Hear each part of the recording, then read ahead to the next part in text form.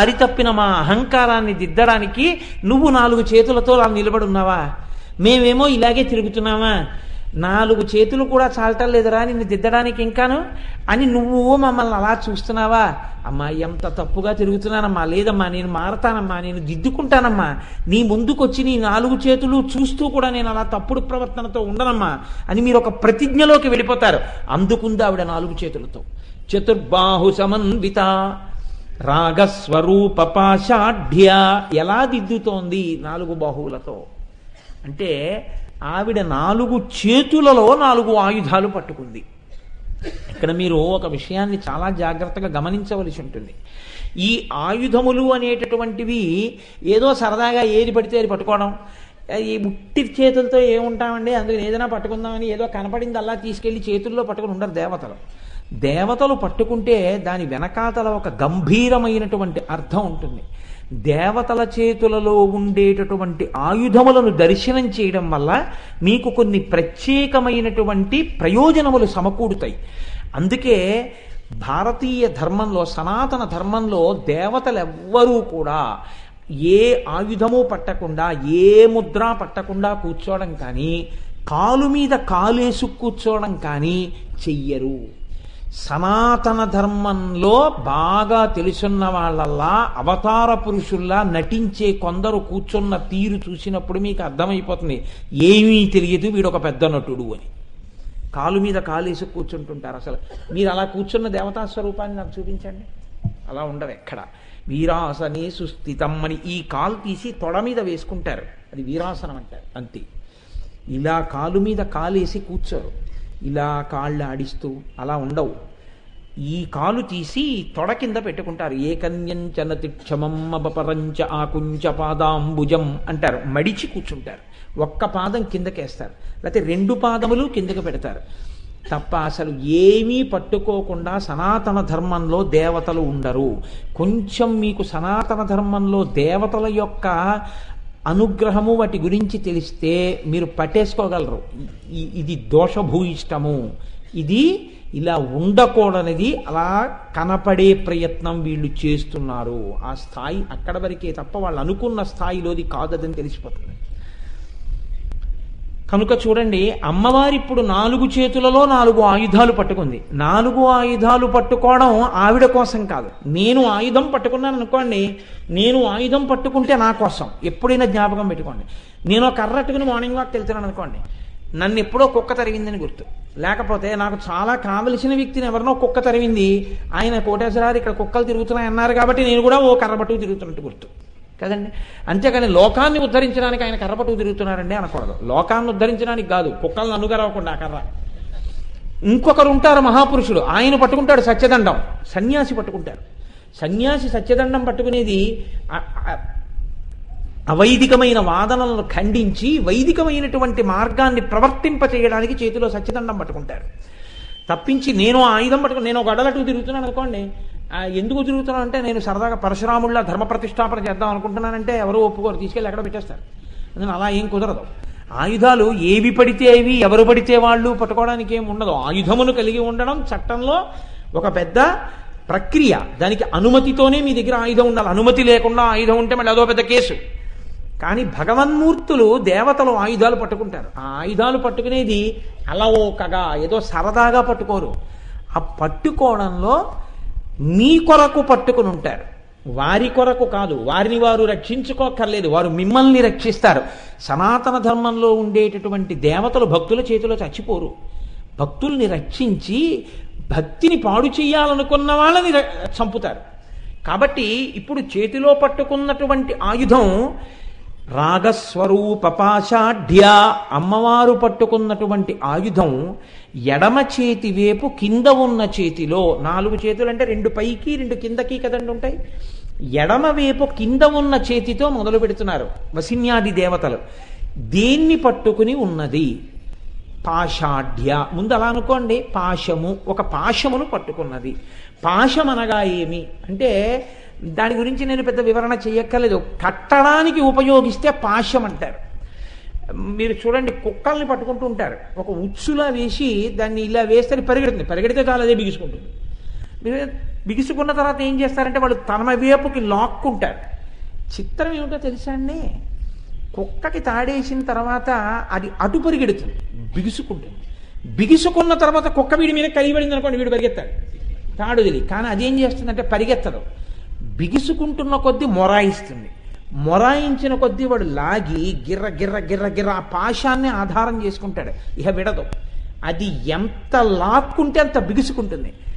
గిర్రని తిప్పి కుక్కల బండి యొక్క గేటు పైకెత్తి గురి చూసి దాంట్లోకి వేస్తాడు. వేస్తే ఇది వెళ్ళి ఆ కుక్కల బండిలోకి పడుతుంది, తలుపేసేస్తాడు. ఇప్పుడు చేతిలో ఇనపవోచు ఉంటుంది, దాంతో మళ్ళీ ఆ బిగుసుకున్న తాడు వదులు చేసి దాని నుంచి లాగేసి మళ్ళీ చేతికి చుట్టుకుని మళ్ళీ వెళుతుంటాడు. ఈ కుక్క ఎలా పడిందో చూస్తుంది ఇంకో కుక్క. అది నేను వెనక్కి పరిగెత్తకుండా ముందుకు పరిగెడితే వీడు పరిగెడతాడని మాత్రం గ్రహించదు. ఎప్పుడూ అది కూడా పాశాలే వేసుకుంటుంది. అలాగే ఇదే మనం కూడా వేసుకునేదండి. మన అందరం కూడా అది వేసుకునే పశువులం అయిపోయాం. మనం అంటే మీరు కాదు, మీరు జ్ఞానులు, మహాభక్తులు, మీకు లేవు. నా వంటి వారి గురించి చెప్తున్నాను. రాగస్వరూప పాశాఢ్య అమ్మవారు అంటోంది, మీ మీద ఒక పాశం ఉందిరా అబ్బాయి, ఈ పాశమునకు మీరు కట్టబడి ఉన్నారు.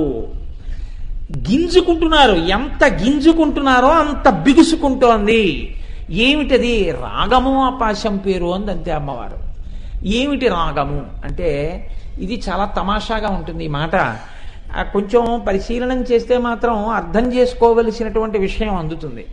మీరు చూడండి, మనిషి జీవితమే చాలా చిత్రంగా ఉంటుందండి. అది కూడిక తీసివేత. మనిషి శరీరం అంటే అంత. మనిషి జీవితం అంటే ఏమిటంటే ఒక పెద్ద కూడిక, ఒక పెద్ద తీసివేత. ఈ రెండే మనిషి జీవితం అంతే. మనం చూడండి, శేషం వచ్చే వరకు, సొమ్ము వచ్చే వరకు భాగారించాలని మాకు చిన్నప్పుడు లెక్కల ప్రయోగం ఒకటి ఉండేది. ఎలాగో అలా సొమ్మొచ్చేయాలి, సొన్నొచ్చే వరకు భాగాహారం చేస్తుంటారు. అలాగే ముందు కూడికలు నేర్పుతారు, తర్వాత తీసివేతలు నేర్పుతారు. జీవితం కూడా అంతేనండి. ఒక తల్లికి తండ్రికి ఒక బిడ్డడు జన్మిస్తాడు. అప్పుడు ఎవరున్నారు వాడికి?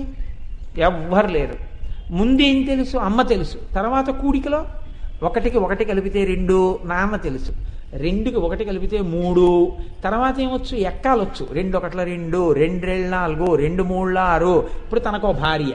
తనకో భార్య వచ్చిన తర్వాత, అమ్మ నిన్ను చూడకుండా నేను ఒక్క క్షణం ఉండలేనమ్మా అని అమ్మ ఎదురింటికి వెడితే అన్నం తినని వాడు అమ్మ వస్తుందేమో అన్నం పెట్టాలని ఏడుస్తాడు. కాబట్టి ఇప్పుడు ఏమైపోయింది? అమ్మ అక్కర్లేదు. ఎందుకు అక్కర్లేదు? భార్య వచ్చింది. అది అందరి విషయంలో కాదు, ధూర్తుల విషయంలో నేను చెప్పేది. కాబట్టి ఇప్పుడు ఏమైంది? కూడికొచ్చింది, తీసివేత వచ్చింది. కొన్నాళ్ళు అయింది, ఏమైంది? తండ్రి గారు వెళ్ళిపోయాడు. అప్పుడు అనేవాడు, నాన్నగారండి మీరు లేకపోతే నేను ఎక్కడ ఉండగలనండి అంటాడు. తండ్రి వెళ్ళిపోయిన తిథి ఇంటి పురోహితుడు వచ్చి గుర్తు చేయాలి, ఏమన్నా మీ నాన్నగారు తద్దినమండి అని. అదోటి వచ్చింది ఏమిటంటాడు. తప్ప అసలు జ్ఞాపకమే ఉండదు. తండ్రి గారు వెళ్ళిపోయారన్న విషయం గుర్తుండదు. మీరు ఇంట్లోకి వెళ్ళి చూడండి, మీరు ఇంట్లో అలా తల తిప్పి చూశారనుకోండి, ఇది 12,000 అండి ఫోటో అంటాడు. అందులో ఏముంటుందంటే, మా చిన్నతనంలో ఆట ఆడేవాళ్ళం. తెల్లకాయితం మీద ఇంకి ఇలా ఇలా ఇలా ఇలా చల్లేసి దాన్ని మడతలు ఎట్టేస్తే అదొక భూత కల్పనతో కూడా, ఎవరే నాకు పిశాచం వచ్చింది, నాకు రాక్షసుడు వచ్చాడని అలా ఉంటుంది ఏదో ఒకటి. ఇది ఏమిటని మీరు అడిగారు అనుకోండి, 12,000 అంటాడు. ఆయనకి తెలియదు అదేమిటి. అప్పుడు ఆయనకి తెలిసి కొనుక్కున్నది కాదు, ఆయన తెలియక కొనుక్కున్నాడు అంతే. అదేమో తెలుస్తుందేమోనని ఆయన ప్రయత్నం జీవితాంతం. తెలియడానికి దానికి ఏమైనా ఉంటే కదా అసలు అందులో ఏం ఉండదు. మనకి తెలియదు. ఇవి ఉంటాయి, కానీ తనని కన్న తండ్రి ఫోటో ఆ ఇంట్లో ఉండదు, తనని కన్న తల్లి ఫోటో ఆ ఇంట్లో ఉండదు. ఒకవేళ ఉన్నా దాని మీద ఎన్నడూ ఓ పూలదండ ఉండదు, దాని పాదాల దగ్గర ఓ పువ్వు ఉండదు. వీడి తినడానికి తాగడానికి కొన్ని కోట్లు ఖర్చు అవుతుంటాయి, ఆ ఇంట్లో అన్నీ ఉంటాయి, ఓ భగవద్గీత ఉండదు. ఆ ఇంట్లో భోగాలకి విలాసాలకి కోట్లు ఖర్చు పెడతారు, ఆ ఇంట్లో మీకు 7 కాండల రామాయణం ఉండదు. ఆ ఇల్లే ఇల్లు అంటే నన్ను మీరు క్షమించగలిగితే అదే రావణాసురుడి అంతఃపురం. అన్నీ ఉంటాయి అక్కడ. నియుజ్యమానాస్సు గజాసుహస్తా సఖీశ్చరాత్వత్పల పద్మహస్తాహ అని.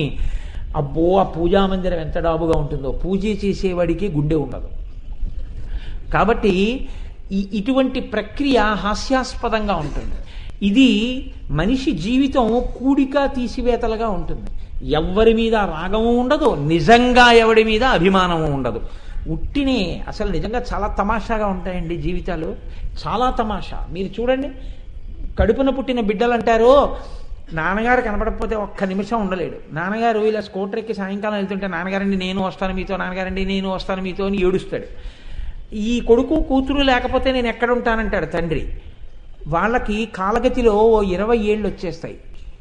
పిల్లకి కన్యాదానం చేసి పంపించేస్తాడు. పంపించేసిన తర్వాత అమ్మ ఒక్క 4 రోజులు ఉండవే అంటే అంటుంది, నాన్నగారండి మీకు తెలుసు కదా ఆయన ఉండలేరు కదా నాన్నగారండి అంటుంది. ఆ అమ్మాయి ఏం ఉండదు, వెళ్ళిపోతుంది. కొడుకు 18వ ఏట హాస్టల్కి వెళ్ళిపోయాడు.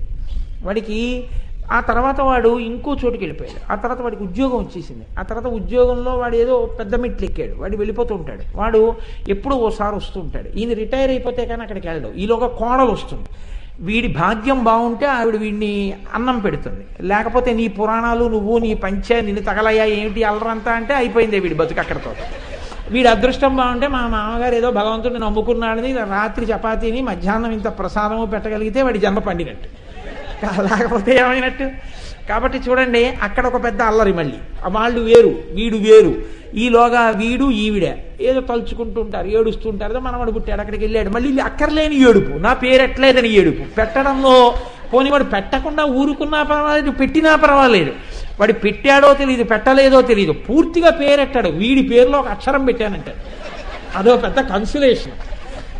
నేను చాలా చిత్రమైన పేర్లు నాకు కనపడుతుంటాయి. గబుక్కుని నోట్లోంచి వచ్చేస్తుందేమో మన భయం నాకు. ఏమిటండి ఇదని అడిగారు అనుకోండి, మా నాన్నగారి పేరులో మొదటి 2 అక్షరాలండి అంటే. మీ నాన్నగారి పేరులో 2 అక్షరాలు ఏంటి? అది ఏమో బీజాక్షరం అది. పెట్టుకుంటే మీ నాన్నగారి పేరు పెట్టుకోవాలి, అదే మాని. మా నాన్నగారి పేరులో 2 అక్షరాలండి. మా మామగారి పేరులో 1 అక్షరం అండి. మా తాతగారి పేరులో 0 అండి. ఇవన్నీ తీస్తే నా పేరండి. ఆఖరికి వీడికి పెట్టిన పేరు ఎవరో పిలవరు, వీడిని బన్నీయో గున్నీయో ఏదో పిలుస్తారు. అయ్యి ఏమిటిదంతా అంటే దానికి ఏం అర్థం ఉండదు. అదొక విర్రితనంతో కూడిన జీవితం అంతే. అదొక అపోహతో కూడిన జీవితం. దానికి ఏమైనా అర్థం ఉంటుందా అంటే అర్థమేం ఉండదు. ఏదో పీతాంబరధరుడు అని ఒక అబ్బాయికి పేరెట్టారు. పిలిచేది పిచ్చాడా పిచ్చాడా అని పిలుస్తుండేవారు. పీతాంబరధరుడు పేరేమిటి? పిచ్చాడా పిచ్చాడా అని పిలుచుకోవడం. అలా ఉంటాయి. మీరు ఇవాళ లోకంలో చూడండి, నా చిన్నతనంలో కుక్కలకున్న పేర్లన్నీ ఇప్పుడు పిల్లలకున్న పేర్లు. నా చిన్నతనంలో కుక్కల్ని ఏమని పిలిచేవారో ఆ పేర్లే ఇప్పుడు మనవల్ని పిలుస్తున్నారు.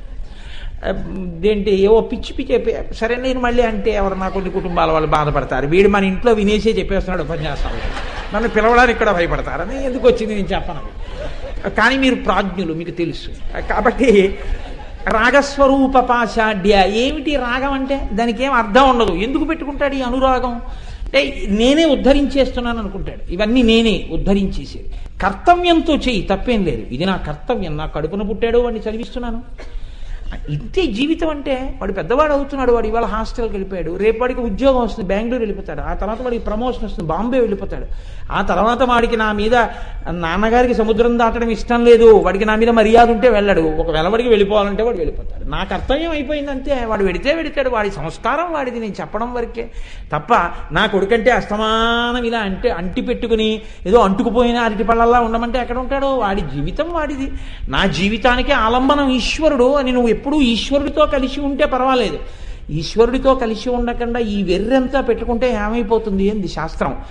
కాయము వీడి జీవుడతి కంపిత చిత్తత నిగుచుండా ఓ నాయనయంచు ఎచ్చు నిజ నందన నందినులైన గాని కందోయిని భాష్మముల్ తొలుత దుఃఖమహాంబుది సుత్సుపత్నియున్ కాయము వీడి రారు కదా చేసిన కర్మము పుణ్యము తప్ప శంకర. భార్య వీధిలో వరకు వచ్చి కళ్ళమ్మ నీళ్లు పెట్టుకుంటూ నించుంటుంది. కొడుకు అక్కడ వరకు వచ్చి చితి వెలిగించి వెళ్ళిపోతాడు. స్నేహితులు ఆ ముందు నుంచే వెళ్ళిపోతారు. ఎవరు వచ్చారు? ఎవ్వరు రారు.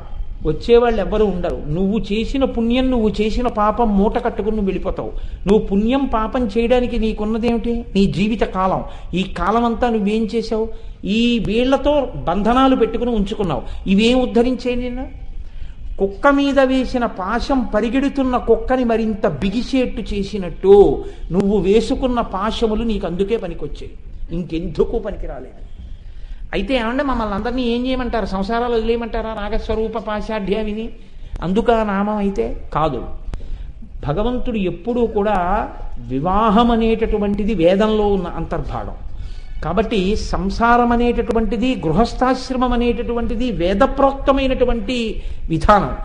గృహస్థాశ్రమంలో ఉండి తరించినటువంటి వాళ్ళు కొన్ని లక్షల మంది ఉన్నారు. గృహస్థాశ్రమం పరమపావనమైనటువంటి ఆశ్రమం. బ్రహ్మచారికి సన్యాసికి భిక్ష పెట్టే ఆశ్రమం గృహస్థాశ్రమం. గృహస్థాశ్రమంలో ఉండి త్యాగరాజు గారు పండారు, గృహస్థాశ్రమంలో పోతన గారు పండారు, గృహస్థాశ్రమంలో క్షేత్రయ్య గారు పండారు, గృహస్థాశ్రమంలో అన్నమయ్య పండారు, గృహస్థాశ్రమంలో ఎందరో పండారు. పండడానికి తేలికైన మార్గం, కోటలో ఉండి యుద్ధం చేసినంత సులువైన మార్గం సంసారంలో ఉండడమే. సంసారం విడిచిపెట్టమని చెప్పలేదు. మరి ఎలా నువ్వు అనుభవించాలి? అమ్మవారు చెప్తోంది, ఇన్ని పాశములు నువ్వు వేసుకోకు, ఇటు తిరిగి నా వంక నమస్కారం చెయ్యి, నేను ఒక్క పాశం వేస్తాను నీ మీదకి. ఏమిటో తెలుసా ఆ పాశం? భక్తి పాశం వేస్తాను నేను. నువ్వు నా వంక తిరిగి ఇలాను నా చేతిలో ఉన్న పాశాన్ని విసురుతాను, అది నీకు తగులుకుంటుంది, నువ్వు అటు ఇటు పరిగెత్తక్కర్లేదు. చక్కగా అది నీ ఒంటికి చక్కగా పట్టినట్టుగా. బెల్ట్ చూడండి, కన్నాలు ఉంటాయి. ఒళ్ళు చేస్తే ఓ కన్నం ముందుకెళ్ళచ్చు, ఒళ్ళు తగ్గితే ఓ కన్నం వెనక్కి వెళ్ళచ్చు. అలా అమ్మవారు వేసిన పాశం కూడా అంత అందంగా పట్టుకుంటుంది. పట్టుకుంటే ఏమవుతుంది? నువ్వు వేసుకున్న పాశముల చేత నువ్వు ఏ యోగక్షేమములను సాధించలేవో అవి నీవు సాధించగలవు. ఒక్కటేనండి నేను చెప్పింది, మీరు కొంచెం జాగ్రత్తగా గుర్తుపెట్టుకోండి. నా కొడుకు అని అంతకుముందు అన్నావు, ఇప్పుడు కూడా అలాగేను నా కొడుకు అనే అను. కానీ ఏమనంటావు? ఈశ్వర ప్రసాదంగా నా కొడుకు. నాకు ఒక స్నేహితుడు ఉండేవాడు, అతను నాతో భార్య గురించి మాట్లాడిన మాటలు నేను ఇప్పటికి మర్చిపోను నా జీవితంలో.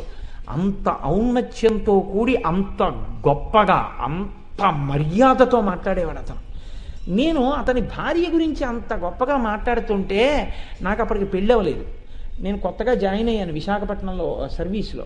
నేను అతనితో అన్నాను, ఏమంటే మీరు మీ భార్య గారి గురించి అంత గొప్పగా చెప్తారు కదా, చాలా గొప్ప విషయం, ఇవన్నీ మీకు ఆవిడ చెప్తూ ఉంటారా అని అడిగాను. అడిగితే అంటే ఇలా ఉండాలి ఇది విషయం అని మీకు బోధ చేస్తారా అండి అని అడిగాను. అడిగితే ఆయన అన్నాడు, కాదు కోటేశ్వరారు, మనం భార్యని చూసే తీరు చేత మనం సంస్కరింపబడతా అన్నాడు. నేను ఆ మాట ఇప్పటికి మర్చిపోలేదండి, ఇప్పటికి మర్చిపోలేదు. నా భార్య నేను చెప్పినట్టు వినాలి, అదెవరు లెక్కడగడానికి అనుకుంటే మీకు ఆవిడ ఏ రకంగానూ మిమ్మల్ని ఉద్ధరించగలిగిన వ్యక్తి కాదు.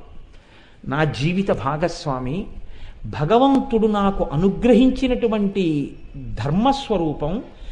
నేను చేసే ప్రతి రూపాయ ఖర్చు కూడా ఈవిడికి చెప్తే చాలు ఈశ్వరుడికి చెప్పినట్టే అనుకుని, అడిగినా అడగకపోయినా, నాకు ఈ నెల 12,000 జీతం వచ్చిందో, ఇదిగో నా పే స్లిప్పు, నాకు ఇంత ఇన్కమ్ ట్యాక్స్ పోయింది, ఇంత ఫెస్టివల్ అడ్వాన్స్ పోయింది, 12,000లో ఏమో నేను 200 పర్సులో పెట్టుకుంటున్నాను, పెట్రోల్ కొట్టించుకుంటున్నాను, ఏమో ఇవాళ పెళ్లి కార్డు ఎవరో పట్టుకొచ్చి ఇచ్చారు, ఆఫీసులో 50 రూపాయలు వేసాను, 150 ఉన్నాయి.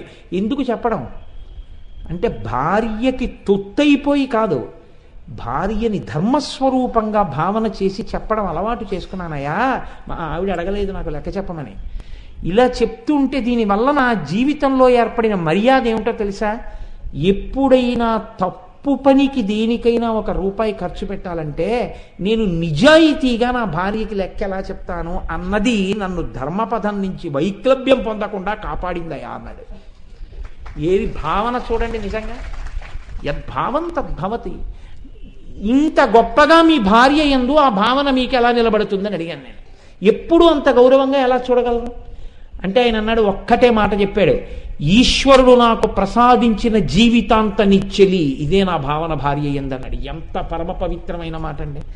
ఈ శరీరం పడిపోయేంత వరకు ఎప్పుడు నన్ను నమ్ముకుని నాతో కలిసి ఉండడానికి ఈశ్వరుడు నాకు అనుగ్రహించినటువంటి వేరొక ప్రాణి, కనీసం ఆ ప్రాణి దగ్గర నేను అబద్ధాలు చెప్పకుండా నిజం చెప్పడం చేత కాకపోతే మనిషిగా బతకడానికి నాకు మినిమం మార్క్స్ కూడా లేనట్టే.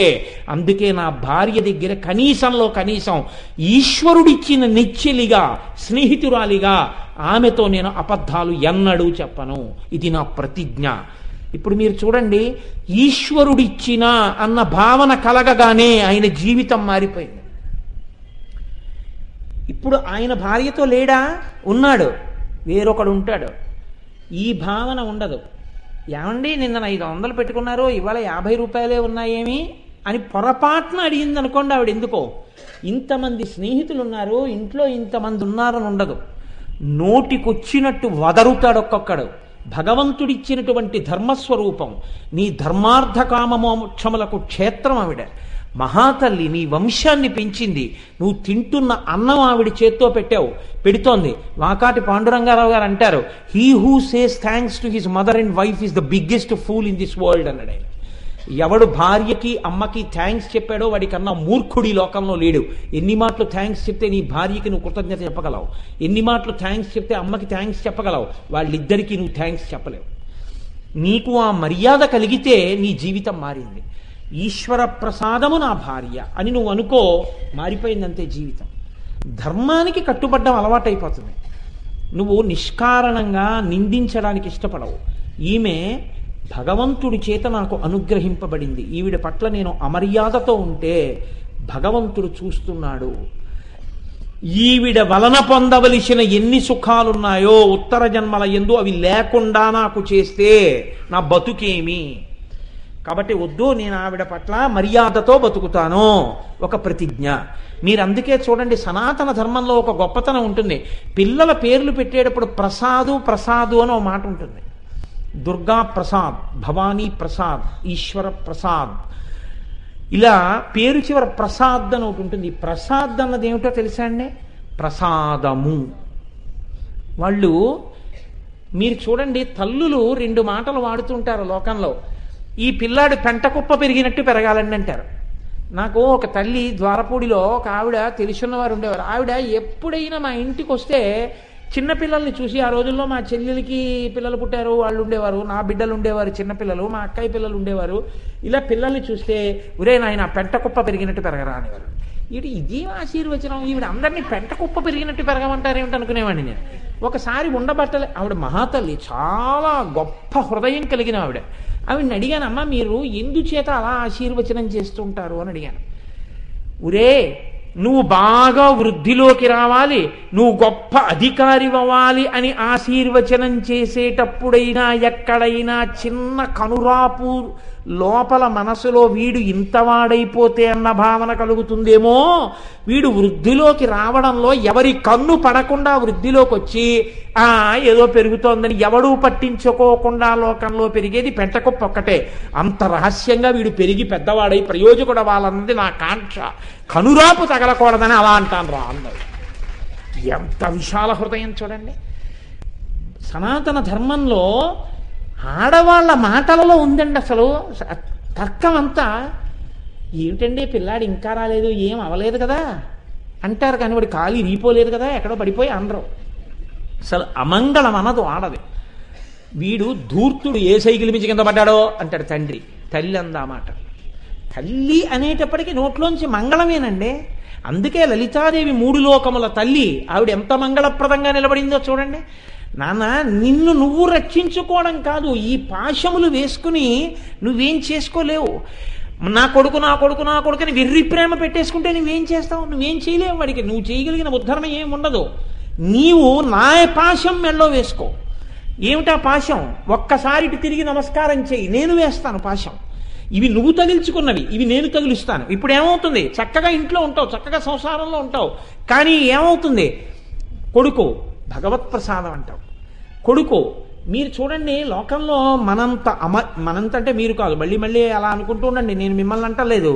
నాబోటిగాడు ఉంటాడు, కొడుకు ఎంసెట్ రాయడానికి ఎడుతుంటాడు. 1000 దేవుళ్ళకి నమస్కారాలు ఎట్టి 5 బొట్లు ఎడతాం కొడుక్కి. ఆంజనేయ స్వామి బొట్టు, దుర్గమ్మ తల్లి బొట్టు, పార్వతీదేవి బొట్టు, శివాలయంలో విభూతి అన్నీ వాడి లలాటం నిండా పూసేసి వాడిని పరీక్షకి తీసుకెళ్లి కూర్చోబెట్టి 4 గుళ్ళన్నీ తిరిగి నమస్కారాలు ఎట్టి వస్తాడు. వచ్చిన తర్వాత రేపే ఎంసెట్ ఫలితాలు అని వస్తాయి. ఎంసెట్ ఫలితం కనుక్కోవడానికి కంప్యూటర్ సెంటర్కి వెళ్తాడు, నంబర్ ఇస్తాడు, టెన్షన్. వాడు మార్కులు తీసి, వాడికే ఉంది ఏదొస్తే వాడికి తీసి వాడు ఇస్తాడు. ఇలా చూశాడు, 4 డిజిట్సా 3 డిజిట్సా 2 డిజిట్సా 7.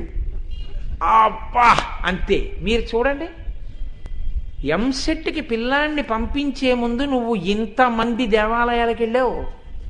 1-2 అరటిపళ్ళు కొనుక్కొని ఇది జేబులో పెట్టుకుని దేవాలయానికి వెళ్ళి ఆ 2 అరటిపళ్ళు ఇచ్చి, ఈశ్వర నువ్వు కృతార్థుణ్ణి చేసిన వాడివి అని ఎవరికైనా చెప్తాడా? ముందు సెల్ తీసి ఇలా నొక్కి. మా అబ్బాయికి 7వ ర్యాంక్ వాయ్.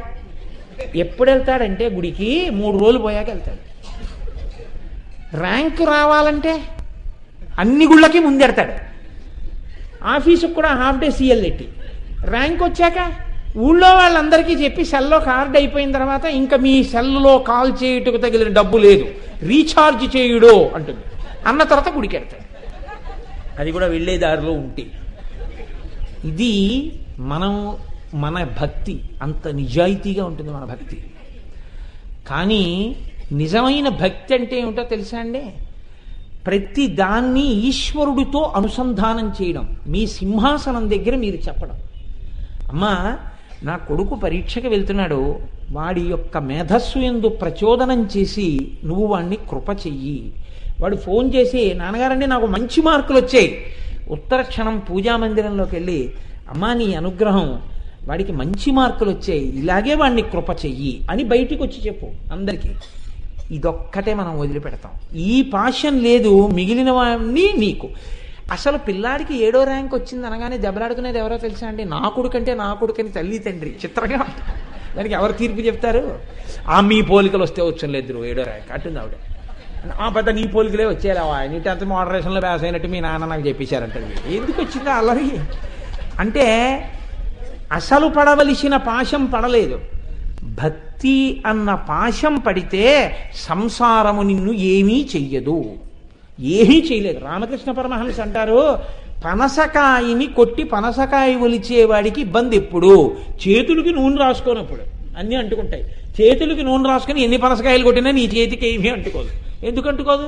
నూనె ఉంది చేతికి. భక్తి పాశం నీకు పడిన తర్వాత నువ్వు సంసారంలో ఉన్నా నీకు వచ్చే ఉపద్రవం ఏమీ లేదు, పైగా రక్షణ కలుగుతుంది. ఎందుకో తెలుసా అండి? వీడు రేపు వచ్చి అక్కడ చెప్తాడు సింహాసనం దగ్గర, వీడొచ్చి మొత్తుకుంటే కాబట్టి ఈశ్వరుడు అడ్డుపడతాడు. వీడి భక్తికి ఇంట్లో ఉన్న వాళ్ళందరూ రక్షింపబడుతుంటారు. ఈ పాశమా నిన్ను కాపాడేది? నువ్వు వేసుకున్న పాశాలా కాపాడేది? కుక్కకి తగిలిన పాశాలకి కుక్క పరిగెత్తి రక్షించుకుందా? నువ్వు తగిలించుకున్న పాశాలతో పరిగెత్తి నువ్వు రక్షించుకుంటాననుకుంటున్నావా? ఈశ్వరుడి వంక తిరిగి నమస్కారం చేయి. ఆ పాశం పడితే నువ్వు ఉద్ధరణ పొందుతావు. ఆ పాశం నీ మీద పడాలి. మిగిలిన పాశములు ఎన్ని పడినా యమపాశం ఎటువంటిదో అంతకన్నా దారుణమైన పాశములే మిగిలినవి. భక్తి పాశం మెడలో వేసుకుని అమ్మవారి వంక తిరిగి వేసుకోవడానికి నీ చేత కాదు, ఆవిడ వెయ్యాలి. ఆవిడ వెయ్యాలంటే అటు తిరుగు, ఆ కాంతి వంక తిరుగు, ఆ ధ్యానం చెయ్యి. ఆవిడ చేతుల వంక చూడు, అమ్మా ఎందుకా ఉన్నావు అనుగ్రహించాను, వెంటనే వేస్తుంది భక్తి పాశం. పాశం పడిందా నువ్వు ఉద్ధరణ పొందేస్తావంతే. కాబట్టి రాగస్వరూప పాశాఢ్య. ఈ రాగం ఉంటే పాడైపోతాం, ఆ రాగం ఉంటే ఉద్ధరణ పొందుతాం. అమ్మవారి భక్తి అన్న రాగం పడితే ఉద్ధరణ, మనం వేసుకున్న రాగం ఉంటే ప్రమాదంలో పడిపోతాం. ఇది తేడా. కాబట్టి నాన్న ఇప్పుడు ఒక్కటి మారాలి. ఈ మారడమే క్రియాశక్తి. ఈ మార్పు నీ యందు తేవడానికి నేను సిద్ధంగా ఉన్నాను. ఆ కాంతి యందు నువ్వు కూర్చోగలిగితే చాలు. ఇది ముందున్న ఎరుపు. ఈ ఎరుపు తర్వాత చేతులు నీకు కనపడి ఈ మార్పు నీ యందు వస్తేనే తల కనపడుతుంది, లేకపోతే కనపడదు. అందుకే చేతులే చెప్తారు ముందు, తర్వాత తల. తర్వాత తల కనపడాలంటే అసలు లలితా సహస్రం ఈ 4 నామాలు అర్థమైన వాడికే తల అర్థం అవుతుంది. ఈ 4 నామాలు అర్థం అవ్వడం అంటే జీవితంలో మార్పు వచ్చింది. ఈ మార్పు రాకపోతే వాడి జీవనయాత్ర ఎప్పటికీ అలాగే ఉంటుంది, వాడు బాగుపడలేడు. కాబట్టి 4 ముందు చెప్తే కానీ తల చెప్పలేదు వసిన్యాది దేవతలు. కాబట్టి రాగస్వరూప పాశాఢ్య క్రోధాకార అంకుశోజ్వల. అమ్మవారు కుడి చేతి వైపు ఉన్నటువంటి కింది చేతిలో క్రోధమనబడేటటువంటి అంకుశాన్ని పట్టుకుంది. ఇది చాలా గమ్మత్తైనటువంటి లక్షణం. ఈ చేతిలో ఉన్నదానికి ఈ చేతిలో ఉన్నదానికి ఏమీ తేడా లేదు. 2 కవల పిల్లలు, అక్క చెల్లెళ్ళు, అన్నదమ్ములు. ఎంత చక్కగా పుడతాయంటే ఈ 2. భాగవతంలో ఒక అందమైనటువంటి విషయాన్ని ప్రతిపాదన చేస్తారు. జీవితం అనగా ఏమి అంటే వాళ్ళు ఈక్వేషన్ వేశారు. జీవితము ఈజ్ ఈక్వల్ టు నీవు కోరిన కోర్కెలు తీరినప్పుడు కలిగినటువంటి సుఖము ప్లస్ నీ కోర్కెలు తీరనప్పుడు నువ్వు పొందిన దుఃఖము ఈజ్ ఈక్వల్ టు జీవితము. నువ్వు కోరిక కోరావు తీరింది సుఖం, నువ్వు కోరిక కోరావు తీరలేదు దుఃఖం. ఈ 2 కలుపుకుంటూ వెళ్ళు, చివరికి జీవితం. ఈ 2 కాకుండా నీకేమైనా ఉందా? ఇంకేం లేదు. ఏమున్నాయి? ఏమీ లేదు. అది రాగస్వరూపపాషాఢ్య దాన్ని ఏమంటుందంటే వేదాంతం హితశత్రువు అంటుంది. హితశత్రువు అంటే వాడు శత్రువులా ఉండడు. చాలా ప్రమాణం అక్కడే. శత్రువు అని తెలిసింది అనుకోండి, మీరు జాగ్రత్త పడచ్చు. శత్రువు అని తెలియకుండా పరమ స్నేహితుడిలా ఉంటాడు పక్కన. మీరు చాలా స్నేహితుడు కదా అని నమ్మేస్తారు. నమ్మేసి మీరన్నీ ఆయనకి చెప్తారు. అన్నీ ఆయనకి చెప్పేసిన తర్వాత మిమ్మల్ని మోసం చేయడం చాలా తేలిక, మిమ్మల్ని మట్టు పెట్టడం చాలా తేలిక. హితశత్రువుని పట్టుకోవడం చాలా చాలా కష్టం. ఇంటి దొంగని ఈశ్వరుడు పట్టలేడంటారు. హితశత్రువు అంటే రాగం. ఇది చాలా సంతోషంగా ఉంటుంది. మా అబ్బాయి అనుకుంటే తప్పేమిటండి, ఆయన అలాగే చెప్తాడు ఏదో గుండు చేయించుకుని అంటే. రాగము చాలా సంతోషంగా ఉంటుంది. మా ఆవిడ, మా పిల్లలు, మీరు చూడండి లోకంలో ఒక తమాషా అయిన మాట మాట్లాడతారు. మాది చాలా పెద్ద సర్కిల్ అండి అంటాడు. ఏమిటి సర్కిల్, ఎందుకు పనికి వస్తుంది అది? ఎందుకు ఆ సర్కిల్ నీకు? సర్కిల్ అంటే అన్ని బంధనములు అని గుర్తు. అంత కాలము వృధా అయిపోతూ ఉంటుంది. అస్తమానం వచ్చేవాడు వెళ్ళేవాడు, మోగేసెల్లు ఎత్తే ల్యాండ్ ఫోను. ఎందుకు, ఏమిటైంది దానివల్ల? ఏమీ ఉండదు. డైరీ తీయ, డేట్లు చూడ, ఇప్పుడు రాలేను అప్పుడు వస్తాను అంటుండా ఒక్కనాడు ఓ పావు గంట పూజ లేదు, ఓ ధ్యానం లేదు, భ్రష్టుడు అయిపోవడానికి పనికి వచ్చింది అంతే సర్కిల్. ఎందుకది? ఏకాంతంగా ఉండడం నేర్చుకో, ప్రశాంతంగా ఉండడం నేర్చుకో. నేర్చుకుంటే దానివల్ల బాగుపడతావు. ఈశ్వరుడి దగ్గర మనస్సు పెడితే అస్తమానం ఆయన ఇంటికి చాలామంది వస్తారని చెప్పుకోవడం క్రెడెన్షియల్ ఏం కాదు. నీ జీవితం, నీ సమయం పాడైపోతున్నాయి. నువ్వు అవసరమైతే తప్ప రాకండని చెప్పి నీ సమయాన్ని నువ్వు పదిలం చేసుకుని ఈశ్వరుడి వైపుకి తిప్పాలి కాలాన్ని. వెళ్ళిపోతే ఎలా వస్తుంది కాలం? ఇక రాదు, మళ్ళీ రాదు ఇక. కాబట్టి రాగస్వరూపపాషాఢ్య ఇది హితశత్రువు. మీకు లోకంలో గమ్మత్తు ఏమిటో తెలుసా అండి? సైకియాట్రిస్టులు కూడా ఏం చెప్తారంటే కోరిక తీరినప్పుడు మనిషిలో ఎక్కువ శక్తి వ్యయమైపోతుంది. కోరిక తీరనప్పుడు కన్నా కోరిక తీరినప్పుడే ఎక్కువ శక్తి వ్యయం అవుతుంది మనిషిలో నుంచి. అందుకే ఎక్కువ ఆనందం వచ్చినా హార్ట్ అటాక్ వస్తుంది, ఎక్కువ దుఃఖం వచ్చినా హార్ట్ అటాక్ వస్తుంది. అదేంటంటే ఆనందం వల్ల హార్ట్ అటాక్ ఏమిటంటే హితశత్రువు రాగస్వరూపపాషాఢ్య. అప్పుడు చెప్పారు వసిన్యాది దేవతలు, మా వాడికి చాలా గొప్ప వచ్చేసింది అనుకున్నా ప్రమాదమే. అప్పుడు ఇప్పుడు కూడా ఎప్పుడూ ఒక్కలా ఉంటే అది ఈశ్వరానుగ్రహం అనగలిగితే నీ ప్రజ్ఞ ఉంది, ఇంకో నమస్కారం పెట్టడానికి అవకాశం దొరికింది అనుకోవాలంతే. తీరకపోతే 2 నమస్కారాలు పెట్టే అవకాశం వచ్చింది, తీరమని ఇంకోటి, ఇప్పుడు తీరలేదని చెప్పుకోవడానికి ఒకటి, 2 పెట్టే అవకాశం వచ్చింది అనుకోవాలి. కాబట్టి రాగము చేత హితశత్రువు. కోరిక తీరకపోతే నా కోరిక ఈశ్వరుడు తీర్చలేదు అంటే బహుశా ఇది తీర్చకపోవడం వెనకాతల ఈశ్వరుడు నా క్షేమాన్ని చూస్తున్నాడు అని వాడు అనుకోడు. వాడు ఏమనుకుంటారంటే నా కోరిక తీరలేదండి అని. ఎందుకు తీరలేదో ఒక వ్యక్తిని వెతుక్కుంటాడు.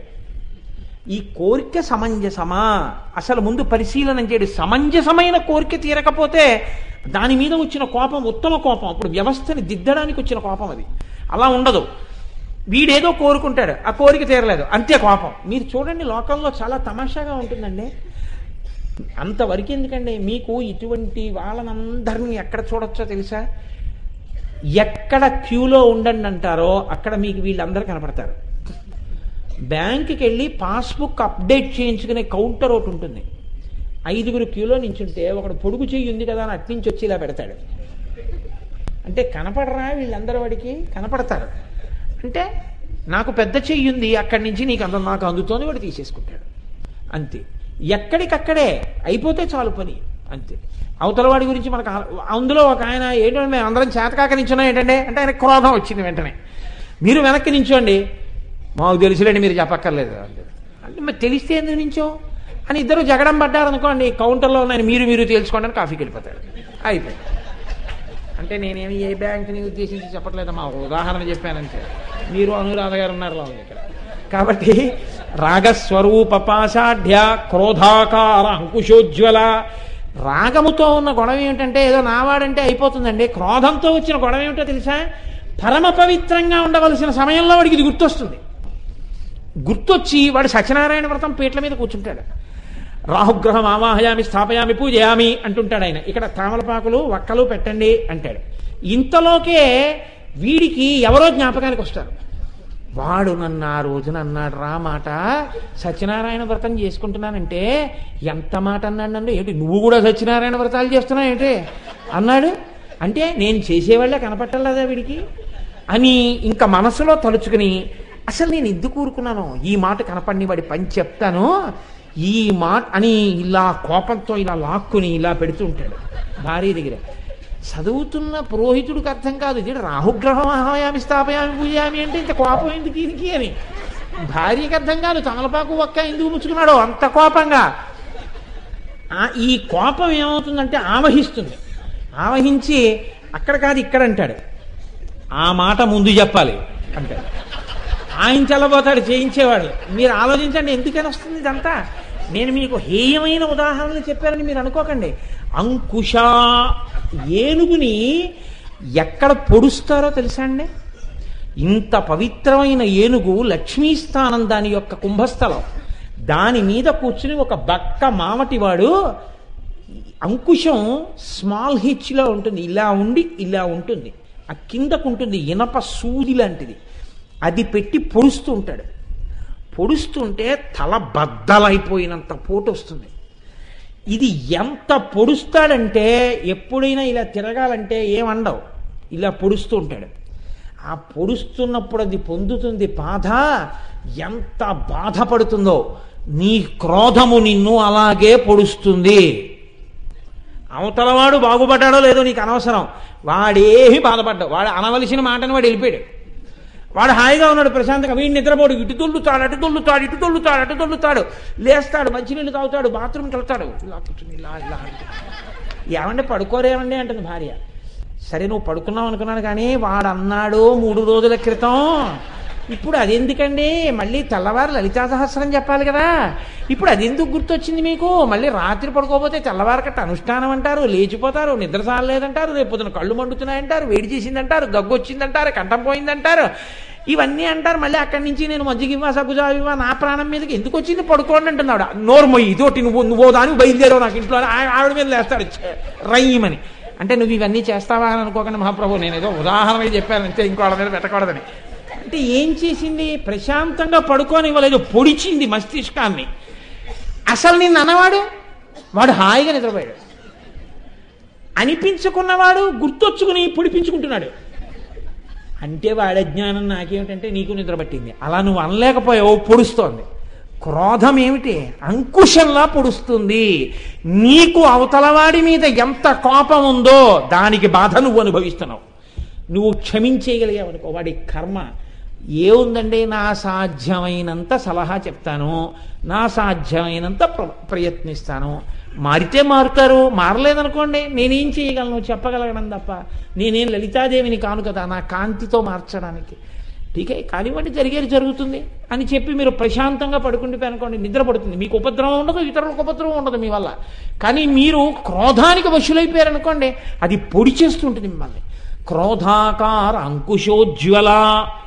ఇప్పుడు అమ్మవారి చేతిలో ఉన్న అంకుశం చూస్తే ఏమవుతుంది, వాడిలో ఒక మార్పు వస్తుంది. ఏమిటో తెలుసా అండి, ఇన్నాళ్ళు గొప్పగా చెప్పుకున్నాడు, నాకు కోపం వస్తేనండి అంటుంటాడు అస్తమానం.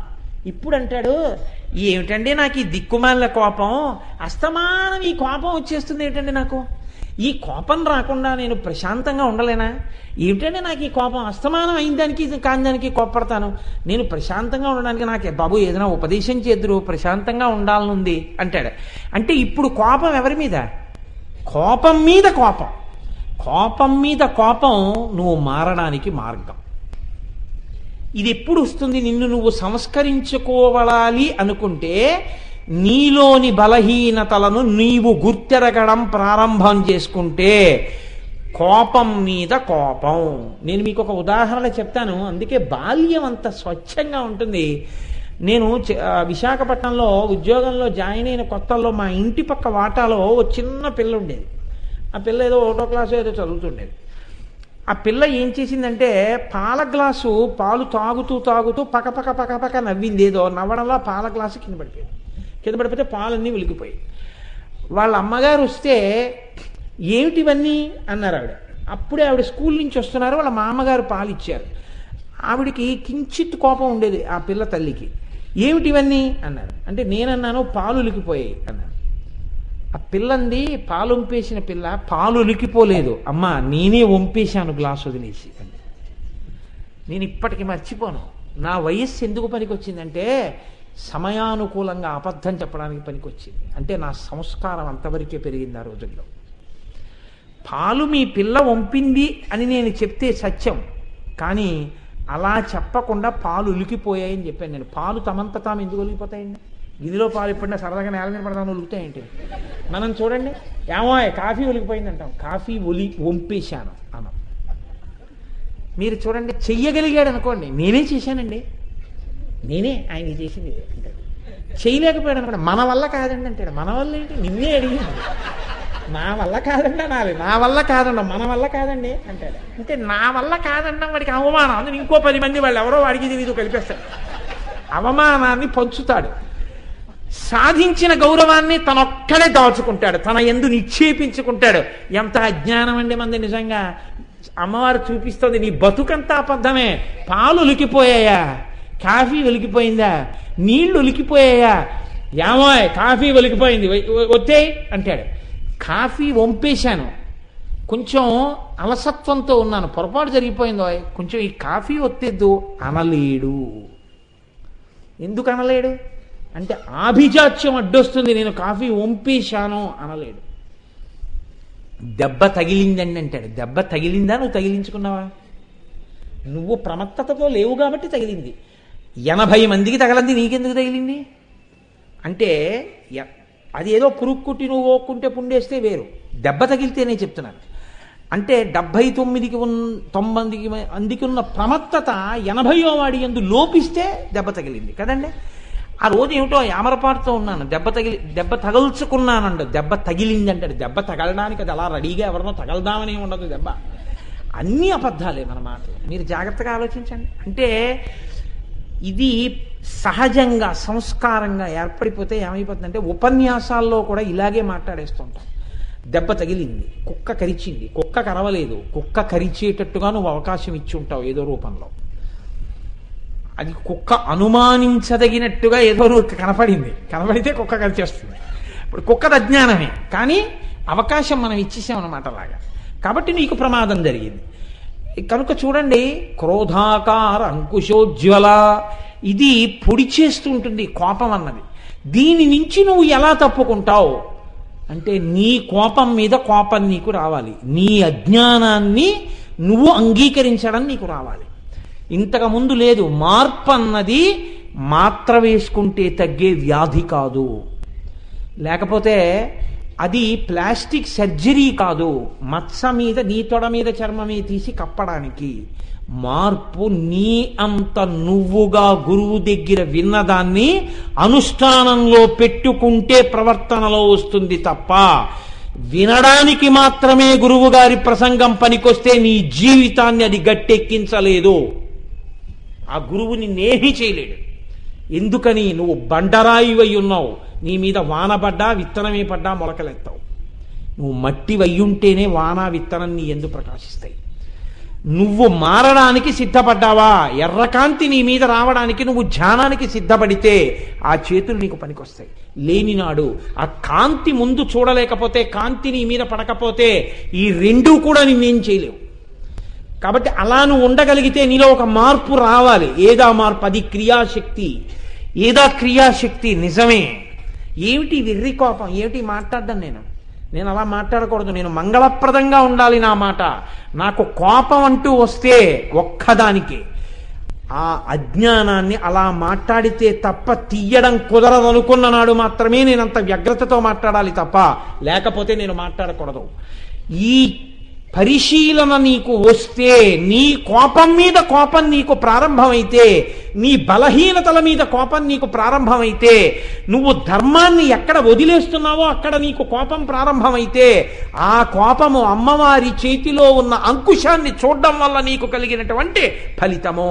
కాబట్టి మాకు కోపంగా ఉందండి, మాకు బలహీనతలు ఉన్నాయండి, మేము చెడిపోతున్నామండి అన్న వాళ్ళు మారడానికి ఏది చెయ్యాలి? అమ్మవారి చేతిలో ఉన్న అంకుశాన్ని ధ్యానం చెయ్యాలి. చేస్తే అయ్యో అమ్మా, ఇందుకోసమా తల్లి పట్టుకున్నావు, అయినా నేను పాపిష్టివాడిగా బతకనమ్మా, మారిన బిడ్డడిగా నువ్వు సంతోషించేట్టు బతుకుతానని నువ్వు ఒకనాడు మార్పు తెచ్చుకుంటావు. మార్పు నీ నడువడి యందు రావాలి, వినడమునందు కాదు, వెళ్ళి కూర్చోవడంలో కాదు. దానివల్ల ఉపయోగం ఏమీ ఉండదు. మీరు బాగా త్రివేణి సంగమంలో బతికున్నంత కాలం మొసలి ఉన్నా ఉపయోగం ఉండదు. గురువుని పట్టుకుని జీవితాంతం వెంపర్లాడినా ఉపయోగం ఉండదు. గురువాక్యమును శ్రవణము చేసినది అనుష్ఠానములో పెట్టుకుంటేనే జీవితానికి ఉద్ధరణ. అనుష్ఠాన పర్యంతములోనికి గురువుగారి వాక్యం రాకపోతే ఏమీ ఉపయోగం లేదు.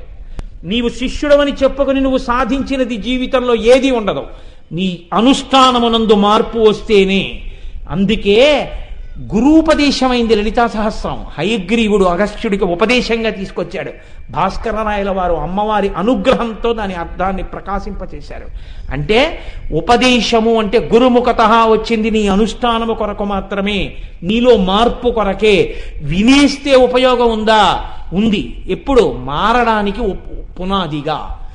విన్నావు కనుక నువ్వు మార్పు తెచ్చుకుంటే ఎప్పుడూ నీలో ఏ మార్పు రాలేదు.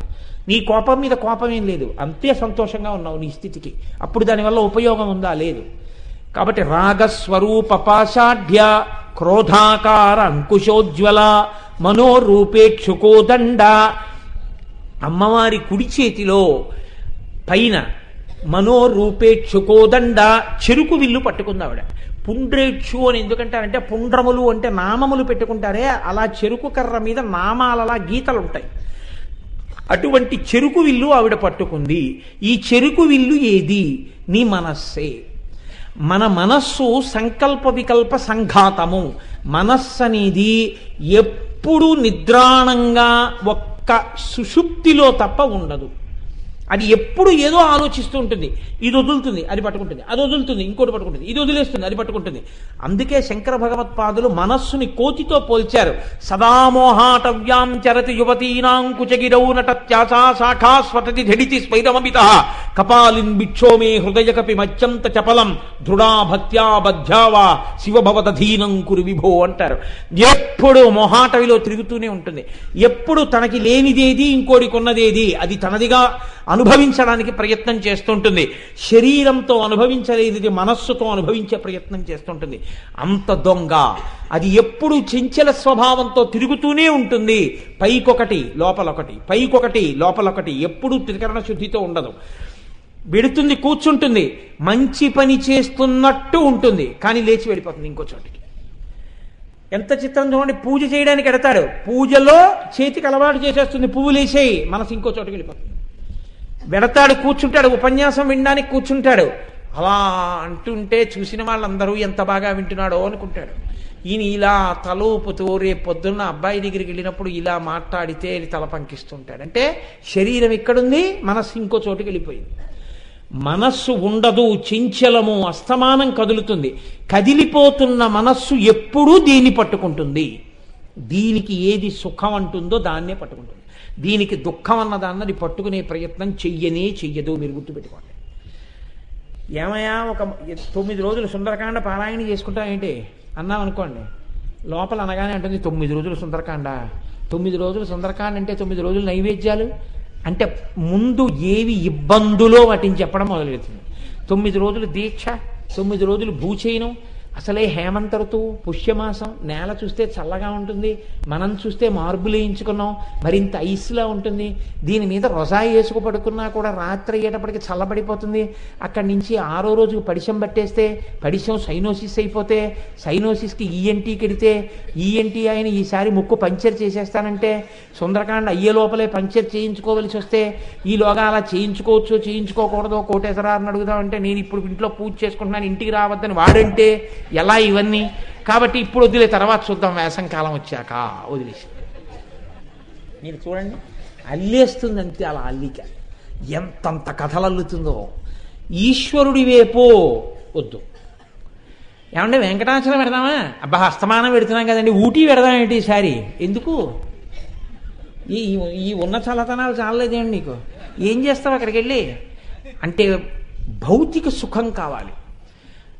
సనాతన ధర్మం ఉంటుంది నీ సంతోషము ఈశ్వరుడితో కలిసే. వెంకటాచలం కొండల మీద చల్లతనాన్ని ఊటీలో చల్లతనంగా అనుభవించంతే. ప్రకృతి యందు సుఖము కోసము నువ్వు వెళ్ళవద్దంటుంది. కేవలము ఈశ్వర సంబంధంతోనే దేన్నైనా అనుభవించమంటుంది. మన మనస్సు ఏమంటుంది? ఎప్పుడు మనకేముంది, ఏది లేదు, ఏది లేదో దానికోసం ఏడుస్తుంది, ఏది ఉందో అసలు దాని గురించి పట్టించుకోదు. అంటే నేను అలా అన్నానని అనుకోకండి, ఎంత తమాషాగా అన్నాడండి ఆయన. ఉన్నది వదిలేవు, లేనిది కోరేవు, ఒక పొరపాటుకు యుగములు పొగిలేవు, ఊహల ఉయ్యాలవే మనసా తెగిన పతంగానివే అన్నాడు. నిజమే, వేదాంతం ఏది చెప్పిందో అదే చెప్పాడు. అది ఎక్కడో నా జ్ఞాపకం ఉన్నంతవరకు ఏదో సినిమాలో పాట, కానీ తత్వం మాత్రం చాలా గొప్పగా చెప్పాడు. అందులో ఏదో జ్ఞాపకానికి వచ్చిందనుకోండి, నిజం కూడా అంతే. మనస్సు ఊహల ఉయ్యాల, ఎప్పుడు సుఖం సుఖం సుఖం సుఖం సుఖం. కాసేపు క్యూలో నించోలేవు, గుళ్ళోకి వెళ్ళి కాసేపు నిలబడలేవు, లేకపోతే అందరితో పాటు క్యూలో నించుని దర్శనం చేసుకోలేవు. అక్కడికి వెళ్ళిన అహంకారమే. ఏంటంటే ఇక్కడ నేను ఉపన్యాసాలు చెప్పాను, నేను కూడా 10 మందిలో నించోడమే. ఏమైంది అయితే ఉపన్యాసం చెప్తే నించోకూడదా 10 మందిలో? వెంకటాచలం వెళ్ళిన తర్వాత నేను మామూలుగా క్యూలో వెళ్ళడం ఏంటంటే, నాకు ఒక ప్రత్యేక దర్శనం. అందరితో కలిసి వెళ్ళి గోవిందా అంటూ దర్శనం చేసుకుని రాలేవా? ఎవరో ఏదో నువ్వు వెడితే కాకతాళీయంగా నీకు ఏర్పాటు చేస్తే వేరు. నువ్వెందుకు ప్రయత్నం చేసుకోవడం దానికోసం? చక్కగా నువ్వు అందరూ ఏది కొనుక్కున్నారో అది కొనుక్కుని నువ్వు అందరితో వెళ్ళు. ఈశ్వరుడికి నువ్వు అందరి బిడ్డలంటే బిడ్డడివి. అందరి బిడ్డలు ఎలా పెడుతున్నారో అలా వెళ్ళి నేను నీ బిడ్డని నిలబెడరా? ఎందుకు నువ్వు నీకు అహంకారం? ఒక్క నాటికి అంగీకరించదు. ఎందుకు అంగీకరించదో తెలుసా అంటే, దానికి పక్కనే ఆభిజాత్యం పుట్టుకొచ్చేస్తుంది. ఏదో ఒకటి ఏది లేకపోయినా సరే నాకు ఏదో ఉందంటుంది. ఎన్ని ఉండనివ్వండి, నాకేదో లేదంటుంది, ఏడుస్తూ ఉంటుంది. ఎప్పుడు ఏడుస్తూ ఎప్పుడూ తిరుగుతూ ఉంటుంది. అందుకే తనకి లేనిదేదో ఇతరులకు ఉన్నదేదో ఆ ఉన్నదానిలో అందం చూస్తుంది. తనకి లేదు కదా, అందుకని దానిలో అందం కనపడుతుంది. ఇప్పుడు అది నాదైతే బాగుంటుందంట. నిజంగా భగవంతుడి దగ్గరికి వెళ్ళి మహాభక్తులు ఏం చెప్పారో తెలుసా అండి? వాళ్ళు అబద్ధాలు చెప్పలేదు, ఇదే చెప్పారు. ఈశ్వరా, నా మనస్సు అనేటటువంటిది ఏం చేస్తోందో తెలుసా? నేను రోజు గుడికి వస్తున్నాను, రోజు నీ పాదముల దగ్గర కూర్చుంటున్నాను, కానీ నా మనసు మాత్రం ఏం చేస్తోందో తెలుసా? ఎప్పుడూ కూడా వాళ్ళింట్లో వీళ్ళింట్లో దొంగతనాలు చేసి ఆ ఇంట్లో వస్తువు వాళ్ళింట్లో ఉన్నటువంటి స్త్రీని ఆశపడి తిరుగుతోంది తప్ప నా మనసు ఉన్నదానితో తృప్తిపడి నీ పాదసేవనము చేయడానికి అంగీకరించట్లేదు. రోషీరోయదు కామినీ జనుల తారుణ్యోరు సౌఖ్యంబులం బాసీబాయదు పుత్ర మిత్రధన సంపద్భ్రాంతి వాంఛాలతల్ కోశీకోయదు నామనంబకట నీకున్ ప్రిసిగా సత్క్రియల్ చేసి చేయదు. దీని త్రుళ్ళనచవే శ్రీకాళహస్తీశ్వర అన్నాడు. ఆయన నిజాయితీ అయిన భక్తుడు దుర్జటి. తమకంబొప్ప పరాంగనాజనుల పరద్రవ్యంబులన్ మృత్యులింగ మహోద్యోగము చేయునె మనము దానింపట్టి వైరాగ్య పాశంబులన్ కట్టి నీ చరణస్తంభంబులన్ కట్టివైచి ముదంబెన్నడు కల్గజేయగదవో శ్రీకాళహస్తీశ్వర అన్నాడు. ఈశ్వర, కాయలు కాచిపోయినదిలే దేహము, వేశ్యలు గిల్లితే ఒంటి మీద కురుపులు పుట్టే, అయినా సరే నా కామం తీరలేదు శివ, వ్యభిచారులను కోరుతోందన్నాడు. ఆయన నిజాయితీపరుడు. ధూర్జటి వ్యభిచారి కాడు. ధూర్జటి లాంటి మహాపురుషుడు కోట్ల మందిలో ఉండడు. ఈశ్వరుడి దగ్గర ఏం చెప్పాలో అది చెప్పాడు, నిజాయితీతో చెప్పుకున్నాడు. నా మనసు నా మాట వింటలేదు. తమకంబొప్ప పరాంగనాజనుల పరద్రవ్యంబులన్ మృత్యులుంగ మహోద్యోగము చేయునెమ్మనము. పరకాంతల్ని పరద్రవ్యాల్ని ఆకాంక్షించి తమకంతో తిరుగుతున్న పెద్ద దొంగ నా మనసు ఈశ్వర. అది నీ పాదముల దగ్గర లేదు. దొంగ అని చెప్పేశాను కాబట్టి దీన్ని కట్టే, నీ పాదాలకేసి కట్టే, కానీ మామూలు పాశాలొద్దు, భక్తి అన్న పాశాలతో నీ కాళ్ళకేసి కట్టి దొంగనన్నాడు. కోరుకున్నారు పెద్దలు. శంకర భగవత్పాదుల కర్మ, ఆయనకి నిజంగా భక్తి లేక మహానుభావుడు పశుమాం సర్వజ్ఞ ప్రథిత కృపయా పాలయ విభో, నేను పశువుని, ఈ పాశాలు వేసుకుంటున్నాను, నీ భక్తి పాశాలు వేసి కట్టే, నేను పశువుని, నువ్వు పశుపతి అన్నారు. ఆయన కోసం కాదు, మన కోసం. ఈ మాట మనం అంటామని, మనం ఈ మాట అనలేము. మన మనస్సు దారి మళ్ళీ తిరుగుతూనే ఉంటుంది. అక్కరమాలినవన్నీ పట్టుకుంటూ ఉంటుంది. ఎన్నిసార్లు అక్కరమాలినవి పట్టుకుందో అన్ని మార్లు బంధనమే, అన్ని మార్లు పాపమే. మీరు చూడండి, మనసు ఎన్ని మాటలు అక్కర్లేనివన్నీ పట్టుకుందో అన్ని మాటలు పాపమే ఖాతాలో పడిపోతుంటుంది. మనసు ఎన్ని మాటలు ఈశ్వరుణ్ణి పట్టుకుందో అన్ని మాటలు పుణ్యం. కానీ ఒక్క నాటికి పట్టుకునే ప్రయత్నం చెయ్యదు. కానీ మనసుకున్న బలము బలహీనత కూడా అది. మీరు మనసుకి ముందు ఒప్పుకోదు. 9ంటికి గుడికి ఎడదాం, అంగీకరించదు.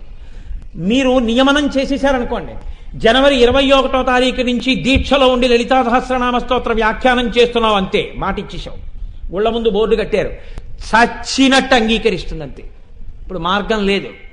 సాయంకాలం 6:30 అయ్యేటప్పటికి రాగస్వరూప పాచాఢ్య క్రోధాకారాంకుశోజ్వల మానేసి సీరియల్ చూస్తానంటే కుదరదు. 10 మంది చూస్తున్నారు, నువ్వు వెళ్ళవలసిందే. వెళ్ళి అక్కడికి వెళ్ళి ఏం చెప్పాలంటే వాటికి మీరు చెప్పండి అంటే కుదరదు. నువ్వు చెప్పవలసిందే. నువ్వు చెప్పాలంటే అది ఏమిటో నీకు అర్థం కావలసిందే. నీకు పుస్తకంలో దొరకకపోతే నువ్వు ధ్యానం చేయవలసిందే. ముందు మీరు మనస్సుని నిర్ణయంతో లొంగ తీస్తే అది తర్వాత మీ వెంట కుక్క పిల్లలా తిరిగేస్తుంది. 4 రోజులు మీరు అన్నం పెడితే తోక ఆడించిన కుక్క ఎలా వింటుందో మీరు నిర్ణయం చేసి దాన్ని నియమనం చెయ్యగలిగితే అదే గుర్తు చేసేస్తుంది. లలితా సహస్రం చెప్తున్నాం, 4 అయిపోయింది, లేచి సంధ్యావందనం చేద్దాం. లలితా సహస్రం చెప్తున్నాం, సాయంకాలం నామానికి వ్యాఖ్యానం చెయ్యాలి. జ్ఞాపకం ఉందో లేదో ఒక్కసారి పుస్తకం చూడు. ఈ పుస్తకంలో ఉన్న విషయమే సరిపోతుందా, లేకపోతే ఇందులో ఏమైనా కొత్తది చెప్పవలసి ఉందా? ఇప్పుడు పుస్తకాలు లేవు, ఎవరిల్లు తిరుగుతావు? అమ్మవారి ముందు కూర్చుని 1 గంట ధ్యానం చెయ్యి. కాబట్టి ధ్యానం చేయిస్తుంది. దీనికి శంకరులు ఏం చెప్పుంటారో సౌందర్యలహరి తీయిస్తుంది. గబగబా అక్కర్లేని పుస్తకాలు పక్కన పెట్టి అస్తస్తమానం వెతుక్కోవడం కష్టంగా ఉందని ముఖ్యమైన పుస్తకాలన్నీ ఏమేం పెట్టుకున్నాను? లలితా సహస్రం పెట్టాను, భాష్యం పెట్టాను, మూకపంచశతి పెట్టాను, సౌందర్యలహరి పెట్టాను. ఇప్పుడు ఇక్కడ కూర్చుంటాను. ఏమో రేపటి నుంచి కాసేపు నేను ప్రశాంతంగా చూసుకుంటూ ఉండాలి. అందుకని నువ్వు అన్నింటికి అస్తమానం మాట్లాడకు. 9:30 అయ్యాక ఏదైనా ఉంటే చెప్పు ఇంటి విషయం. ఇప్పుడు ఏమైపోయింది? నియమనంలోకి వచ్చేశారు. అంటే నా ఉద్దేశం నన్ను నేను పొగుడుకుంటున్నానని మీరు చెప్పకండి. ఒక ఉపమానం చెప్పాను. మీ మనసు మీ మాట వింటుంది ఎప్పుడు. మీరు కూడా అలా నియమనం చేయండి. నేను ఏది అయినా ఉదయం 9 గంటలకి నేను గుళ్ళోకి వెళ్ళి దర్శనం చేసుకుంటాను.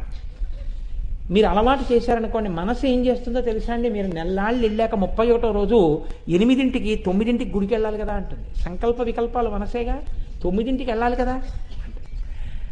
బయట వాన పడుతోంది, ఎలా వెళ్ళాలో అంటుంది. ఎలా వెళ్ళాలో అంటే, పాల ప్యాకెట్కి ఎలా వెళ్ళావు? గుడి వేసుకు వెళ్ళావా కాఫీ కోసం? అలా వెళ్ళు అన్నారు అనుకోండి. మీరు ఆ పాల ప్యాకెట్ అంటే ఏదో చల్లగా ఉంది వెళ్ళాను, గుడి పర్వాలేదు రేపు 2 గుళ్ళకి వెడదాం. అలా ఏం కుదరదు, గుడి వేసుకుని గుడికి పద అన్నారు అనుకోండి. ఏం చేస్తుంది? మీరు బుద్ధితో నిర్ణయం చేశారనుకోండి, వింటుంది, బయలుదేరుతుంది గుడి వేసుకుని. మీరు నిర్ణయం చేయడం మీద ఉంటుంది అంతే. మీరు నిర్ణయం చెయ్యండి, మీకు అదే జ్ఞాపకం చేసేస్తుంది. అదే దాని బలం, దాని బలహీనత కూడా. మీరు ఎప్పుడూ దాని మాటే మీరు విన్నారనుకోండి, ఎప్పుడూ అది మంచి మాట ఇక చెప్పరు. మీరు అలవాటు చేశారనుకోండి, మారుస్తుంది. ఇది ఎప్పుడు మారుతుంది? అమ్మవారి చేతిలో చెరుకు విల్లు చూస్తే మారుతుంది. ఎందుకు ఇలా మార్పు వస్తుంది? ఇదే క్రియాశక్తి. మీరు మనసుకి లొంగడం మన్మధుడి చేతి చెరుకు విల్లుకు లొంగడం. మన్మధుడి చేతిలో చెరుకు విల్లుంటే అందులోంచి పడే బాణాలు ఎప్పుడూ కామబాణాలే, కోరికల వైపే తిప్పుతాయి. ఈ చెరుకు విల్లు అమ్మవారు పుచ్చుకుందనుకోండి, ఆయన చేతిలో ఉన్న చెరుకు విల్లే అమ్మవారి చేతిలో ఉన్న చెరుకు విల్లే. ఇప్పుడు అమ్మవారు పుచ్చుకుందనుకోండి చెరుకు విల్లు, ఆవిడ పుచ్చుకుంటే కాముడి బాణాలు మాని ఈశ్వరుడి వైపు తిప్పే బాణాలు పడతాయి. మనోరూపేక్షుకోదండ. మీలో ఏం మార్పు రాదండి, అలాగే ఉంటారు. ఇప్పుడు ఏమవుతుందంటే, పూర్వము కోరిక ఉంది. ఏమిటా కోరిక? పూర్వము పులిహార ఇష్టం, ఇప్పుడు పులిహార ఇష్టం. పూర్వం ఏమనేవారంటే, అయిపోయిందా పులిహార, అయిపోయిందా పులిహార, వేడిగా పెట్టే పళ్ళెల్లో పెట్టుకుని కవ్వగా తినేసేవారు. ఇప్పుడు అంటారు, ఏమో శనివారం నాడు పులిహార ఇచ్చాను. నేను ఏం చేస్తానంటే, ఒక 5 రూపాయలు తులసి పట్టుకొస్తాను. శుక్రవారం నాడు సాయంకాలం తులసి తీసుకొస్తాను. నువ్వు నేను కలిపి స్నానం చేసేసి చక్కగా మనకి నోటికొచ్చు కాబట్టి లక్ష్మీ అష్టోత్తరం విష్ణు సహస్రం చదువుకుంటూ దళాలు వేరు చేద్దాం. ఈ దళాలన్నీ చక్కగాను ఒక పాత్రలో వేసి పెడదాం. నేను ఏం చేస్తానంటే, రేపటి నుంచి నమః చెప్తూ విశ్వం విష్ణుర్వషత్కారో భూత భవ్య భవత్ప్రభు అనకుండా నేను ఓం నమః కలిపి నామం చెప్తూ ఒక్కొక్క దళం ఈశ్వరుడి మీద వేస్తాను. నేను ఈ నామాలు చెప్తూ పూర్తి చేసేటప్పటికీ నువ్వు పులిహార పట్టరా, చక్కగా వెంకటేశ్వర స్వామి వారికి నైవేద్యం పెట్టుకుందాం, పెట్టుకుని ప్రసాదంగా కూర్చుని తిందాం అంటాడు. అప్పుడు ఏమవుతుందో తెలుసా అండి? ప్రసాదంగా మీరు తెచ్చుకొని అక్కడ పెట్టుకుని తిందాం అనుకునే వాళ్ళకి కాలింగ్ బెల్ కొట్టి మీకు ముఖ్యమైన స్నేహితులు వస్తారు. వెళ్ళిపోతే బాగుండి తినేద్దాం, వెళ్ళిపోతే బాగుండి తినేద్దాం అని ఉంటుంది. ఆయన వెళ్ళడు, అలా కూర్చుంటాడు. ఏంటి ఏమంటే కలిసి వెళ్ళిపోదాం ఆఫీస్కి, ఇంకెందుకు వెళ్ళక టైం అయిపోయింది కదా అంటాడు. మీరు పులిహార తినాలి కదా, అందుకని ఏమంటారు, రండి పలహారం చేద్దామని ఆయనకి పెట్టబోయి పులిహార అంటారు.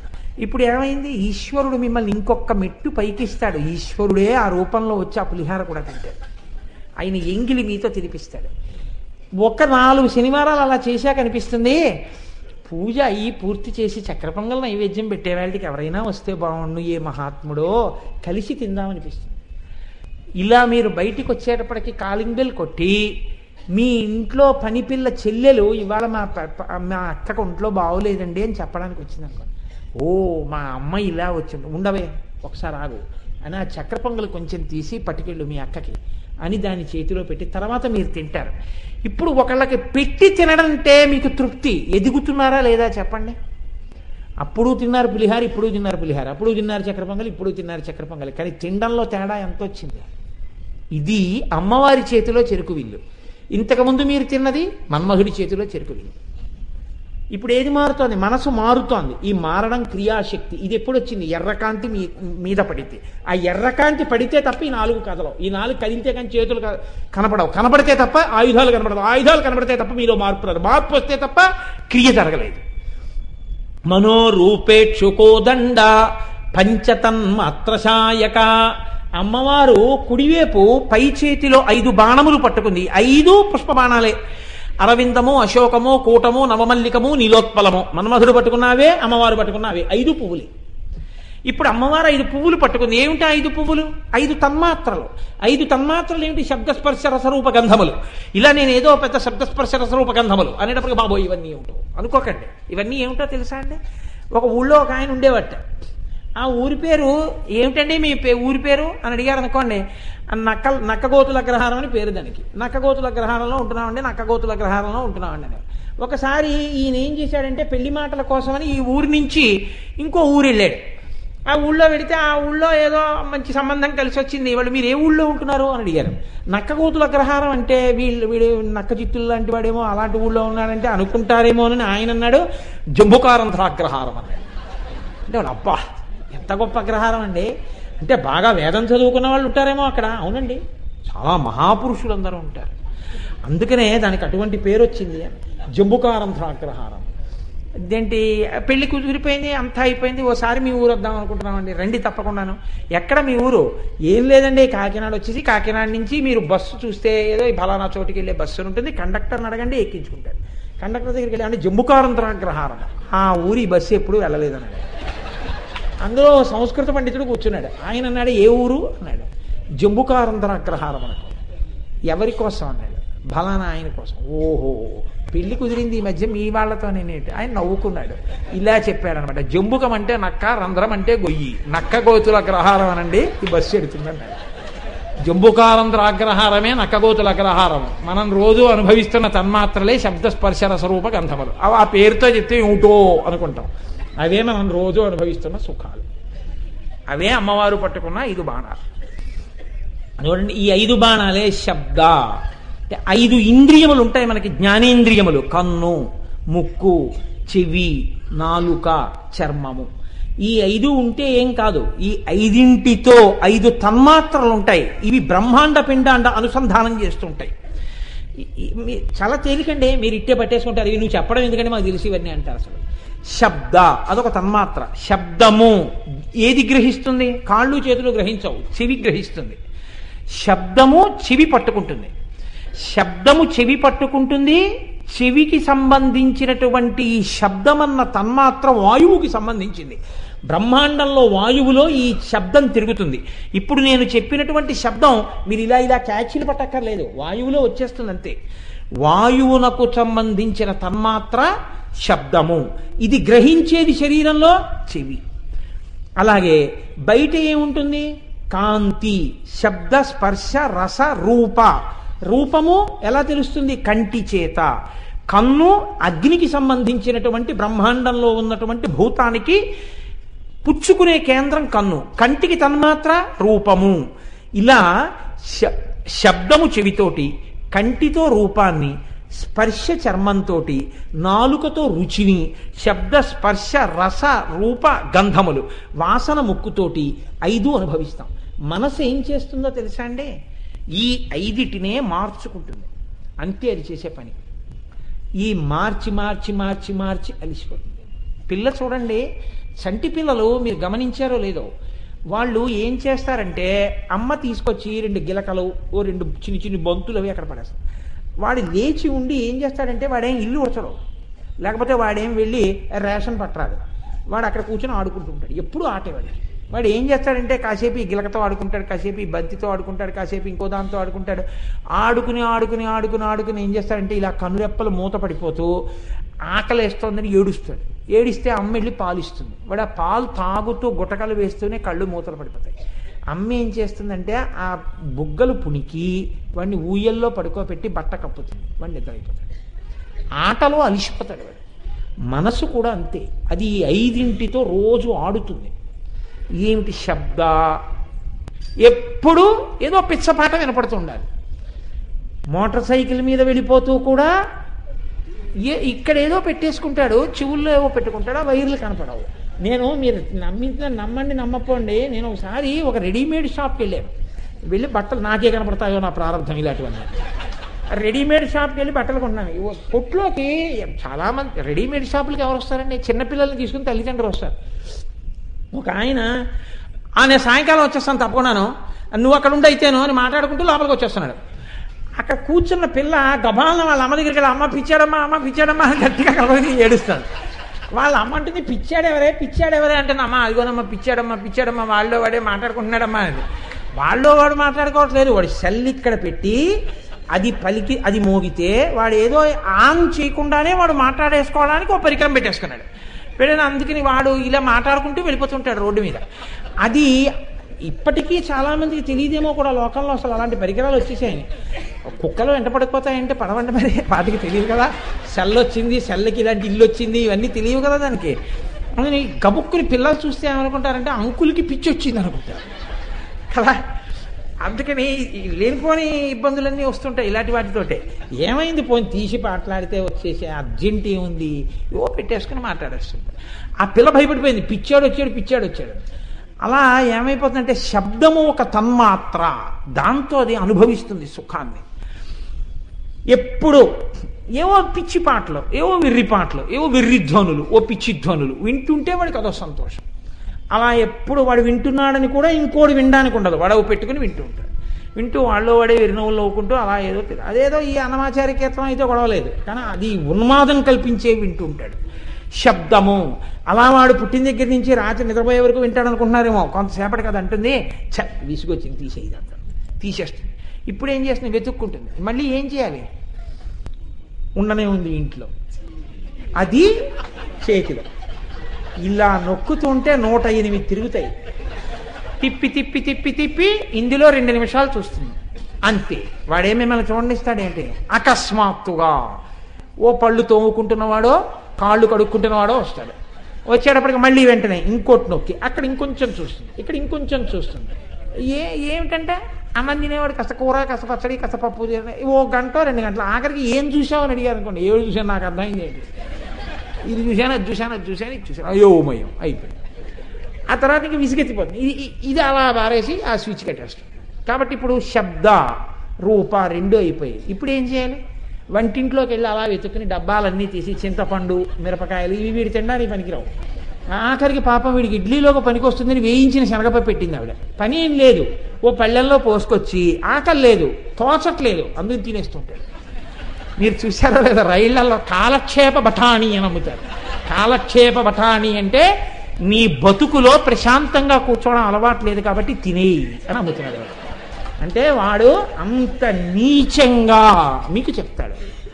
నువ్వు ప్రయాణం చేద్దామని ఎక్కావు, రాజమండ్రి వెడుతున్నావు సామర్లకోట నుంచి, కానీ నువ్వు ఉత్తినే కూర్చోలేవు. ఇప్పుడు నువ్వు వినడానికి ఏమీ లేవు, చూడ్డానికి ఏం లేవు, అవి కనపడతాయి తప్ప నువ్వు కోరుకున్నవి ఏం కనపడవు. ఇక్కడ ఇలా అంటే కనపడేవి ఏం లేవు.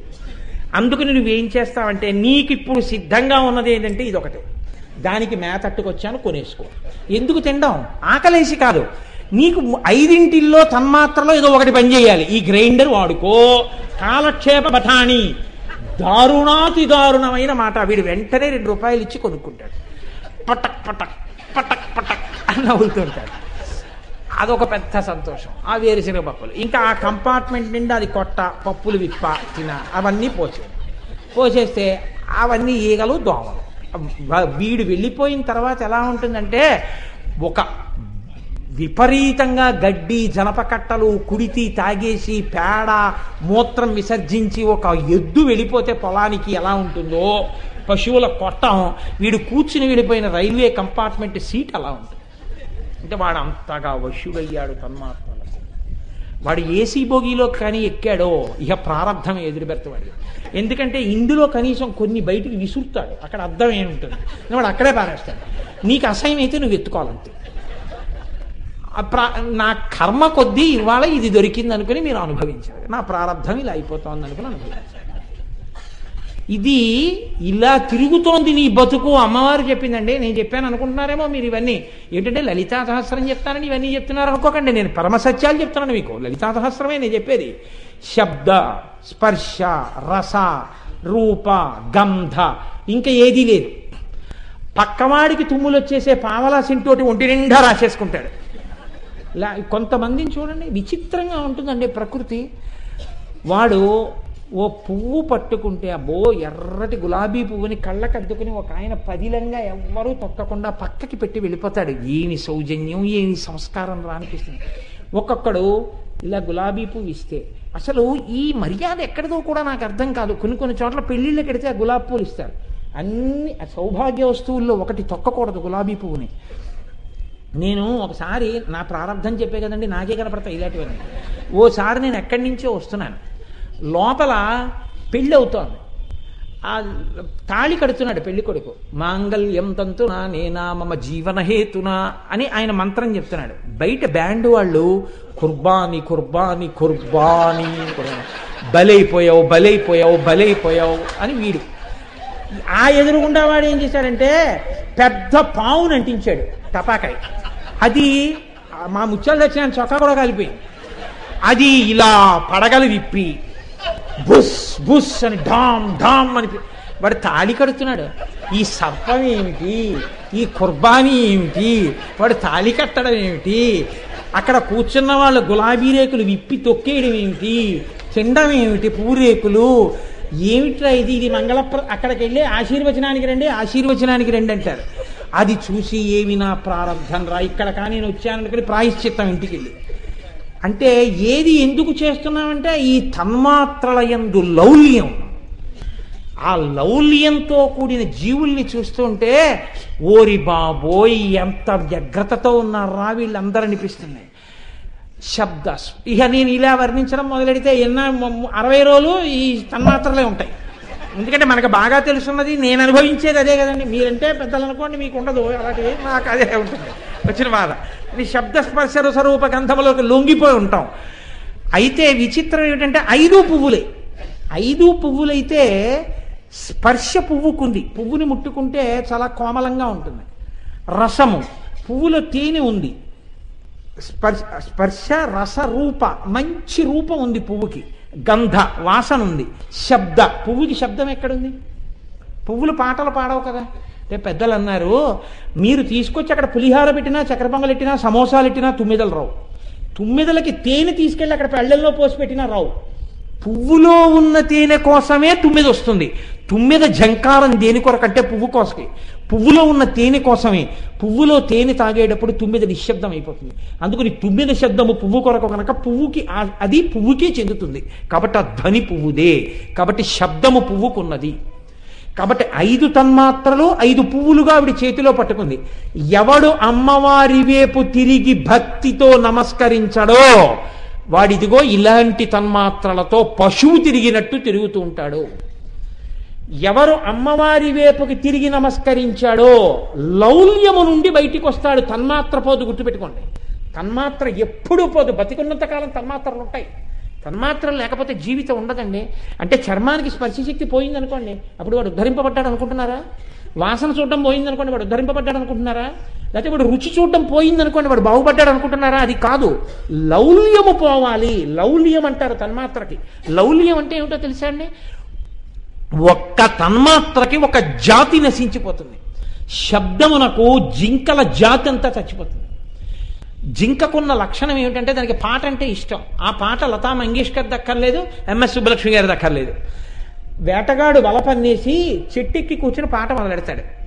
ఆ పాట వినపడగానే ఎక్కడున్న జింకలు మేత మేస్తున్నవి ఇలా తలపైకెత్తి అరటి దొప్పలు తిప్పినట్టు ఇలా ఇలా చెవులు ఆడించి పరిగెత్తుకుంటూ వచ్చి మళ్ళీ ఆగి ఎట్నుంచి శబ్దం వస్తోందో అటు పరిగెడతాయి. పాట కోసం పరిగెత్తి వలలో పడిపోతాయి. వలలో పడిపోగానే అది తప్పించుకునే లోపల వేటగాడు చెట్టు మించి కిందకు దూపి బడిత పెట్టి బాధేస్తాడు. బాది కాళ్ళు విరగ్గొట్టేస్తే పడిపోతుంది. పడిపోయిన తర్వాత తీసుకెళ్లి చంపి తోలు ఒలిచేస్తాడు. లేడి జాతి శబ్దమునకు నశించిపోవుచున్నది. స్పర్శ, చాపకి కడుపు నిండిపోయినా సరే రసేంద్రియ లౌల్యం. ఈ కేవలం వానపాము ముక్క కనపడింది అనుకోండి, ఓసారి అలా రుచి చూసి చప్పరించి వెళ్ళిపోదాం అనుకుని వాడు లోపల గుండు సూదిని ఇలా తిప్పుతాడు. తిప్పి పెట్టి చాప పడిందో లేదో చూడ్డానికి పైన నీటి మీద తేలే చిన్న పుల్ల పెడతాడు. ఒడ్డుని ఇలా పట్టు కూర్చుంటాడు. ఈ వెళ్ళిపోతున్న చాప వెళ్ళిపోకుండా ఏం చేస్తుందంటే ఆ చిన్న ఎరని చూస్తుంది. దానికి కడుపు నిండా ఉంది, వెళ్ళిపోవచ్చు చక్కగా. వెళ్లకుండా ఒక్కసారి చప్పరించి వెళ్ళిపోదాం ఉంటుంది అని ఇలా అంటుంది. ఇప్పుడు ఎర్ర లోపల సూది ఉంది, అది నోటికి గుచ్చుకుంటుంది. గుచ్చుకోగానే విడిపించుకోవడానికి బాధతో ఇలా అంటుంది. ఈ పైనున్న పుల్ల కదిలి మునుగుతుంది. చాప పడిందని వాడు ఇలా అంటాడు. నీటిలో ఉన్న చాప నేల మీద పడుతుంది. అంతే, వాడికి ఆహారం అయిపోయింది. వానపాము ముక్క తిందామనుకున్న చాపల జాతి సమస్తం రసేంద్రియ లౌల్యమునకే ఆహారంగా మారి నశించిపోతుంది. శబ్ద, స్పర్శ, ఏనుగు లాంటి బలమున్న ప్రాణి, ఏనుగు వంటి లక్ష్మీస్థానం ఉన్న ప్రాణి లోకంలో లేదు. కేవలం కండూతి, చర్మానికి ఉండేటటువంటి కండూతి కోసం గొయ్యి తవ్వి ఎండు కర్రలు పేర్చి పైన ఆకులు వేసి ఆడ ఏనుగు యొక్క బొమ్మ పెడితే వచ్చి నించుని ఇలా ఒరుసుకోవడంలో ఆ ఊపుకి గోతులో పడిపోయి మామటివాడు పొడుస్తూ ఉంటే ఇంత లక్ష్మీస్థానం కుంభస్థలంగా ఉన్నది రూపాయి ఇచ్చుకుని వాడికిచ్చి ఆశీర్వచనాలు చేస్తూ నిలబడుతుంది. ఏనుగుల జాతి అలా పాడైపోయింది. దేనికి? స్పర్శ వల్ల. శబ్ద, స్పర్శ, రస, రూప. దీపాన్ని చూస్తుంది, ఇది తినే వస్తువు అనుకుంటుంది మిడత. ఎన్ని మిడతలో వచ్చి దీపం మీద పడిపోయి కాలిపోయి కింద పడిపోతుంటాయి, చచ్చిపోతుంటాయి. చూస్తూనే ఉంటాయి మిడతలు, అయినా వచ్చి అలా దీపం మీద పడిపోతుంటాయి. వానాకాలంలో తెల్లవారి రోడ్డు మీద పెడుతుంటే కుప్పలు పందులు తినేస్తుంటాయి, కాకులు తినేస్తుంటాయి. మిడత పడిపోతుండడం చూస్తోంది, అయినా ఇన్ని మిడతలు ఎలా పడిపోతున్నాయి అంటే కంటికి లౌల్యము. ఆ దీపాన్ని చూడగానే వచ్చి దీపం మీద పడిపోతుంది, అంతే, కాలిపోతుంది. చూపు యందు లౌల్యము చేత మిడతల జాతి నశించిపోతోంది. శబ్ద, స్పర్శ, రస, రూప, గంధ, వాసన చూడడం చేత తుమ్మెదల జాతి నశించిపోతోంది. తుమ్మెద కడుపు నిండా తేనె తాగేసింది, సాయంకాలం అయింది, పద్మం విచ్చుకుంది, వచ్చి దాని మీద వాలి కడుపు నిండా ఉంది, ఇంకా తేనె ఎక్కర్లేదు. అందుకని ఇప్పుడు ఆ వాసన చూస్తూ మత్తెక్కి అందులో పడుకుంది. సూర్యాస్తమయం అయింది, పద్మం ముడుచుకుపోయింది. ఇప్పుడు ముడుచుకుపోయిన పద్మంలోంచి బయటికి రావడం తెలియదు తుమ్మెదకి. లోపలే అలా ఎగరలేక రెక్కలు సరిపోక కొట్టుకుంటూ పైకి లేస్తూ పడుతూ అలా ఉంటుంది.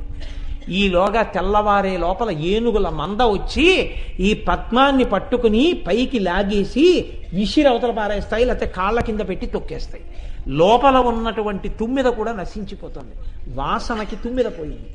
ఒక్కొక్క ఇంద్రియానికి లౌల్యం ఉంటే ఒక్కొక్క జాతి పోతోంది.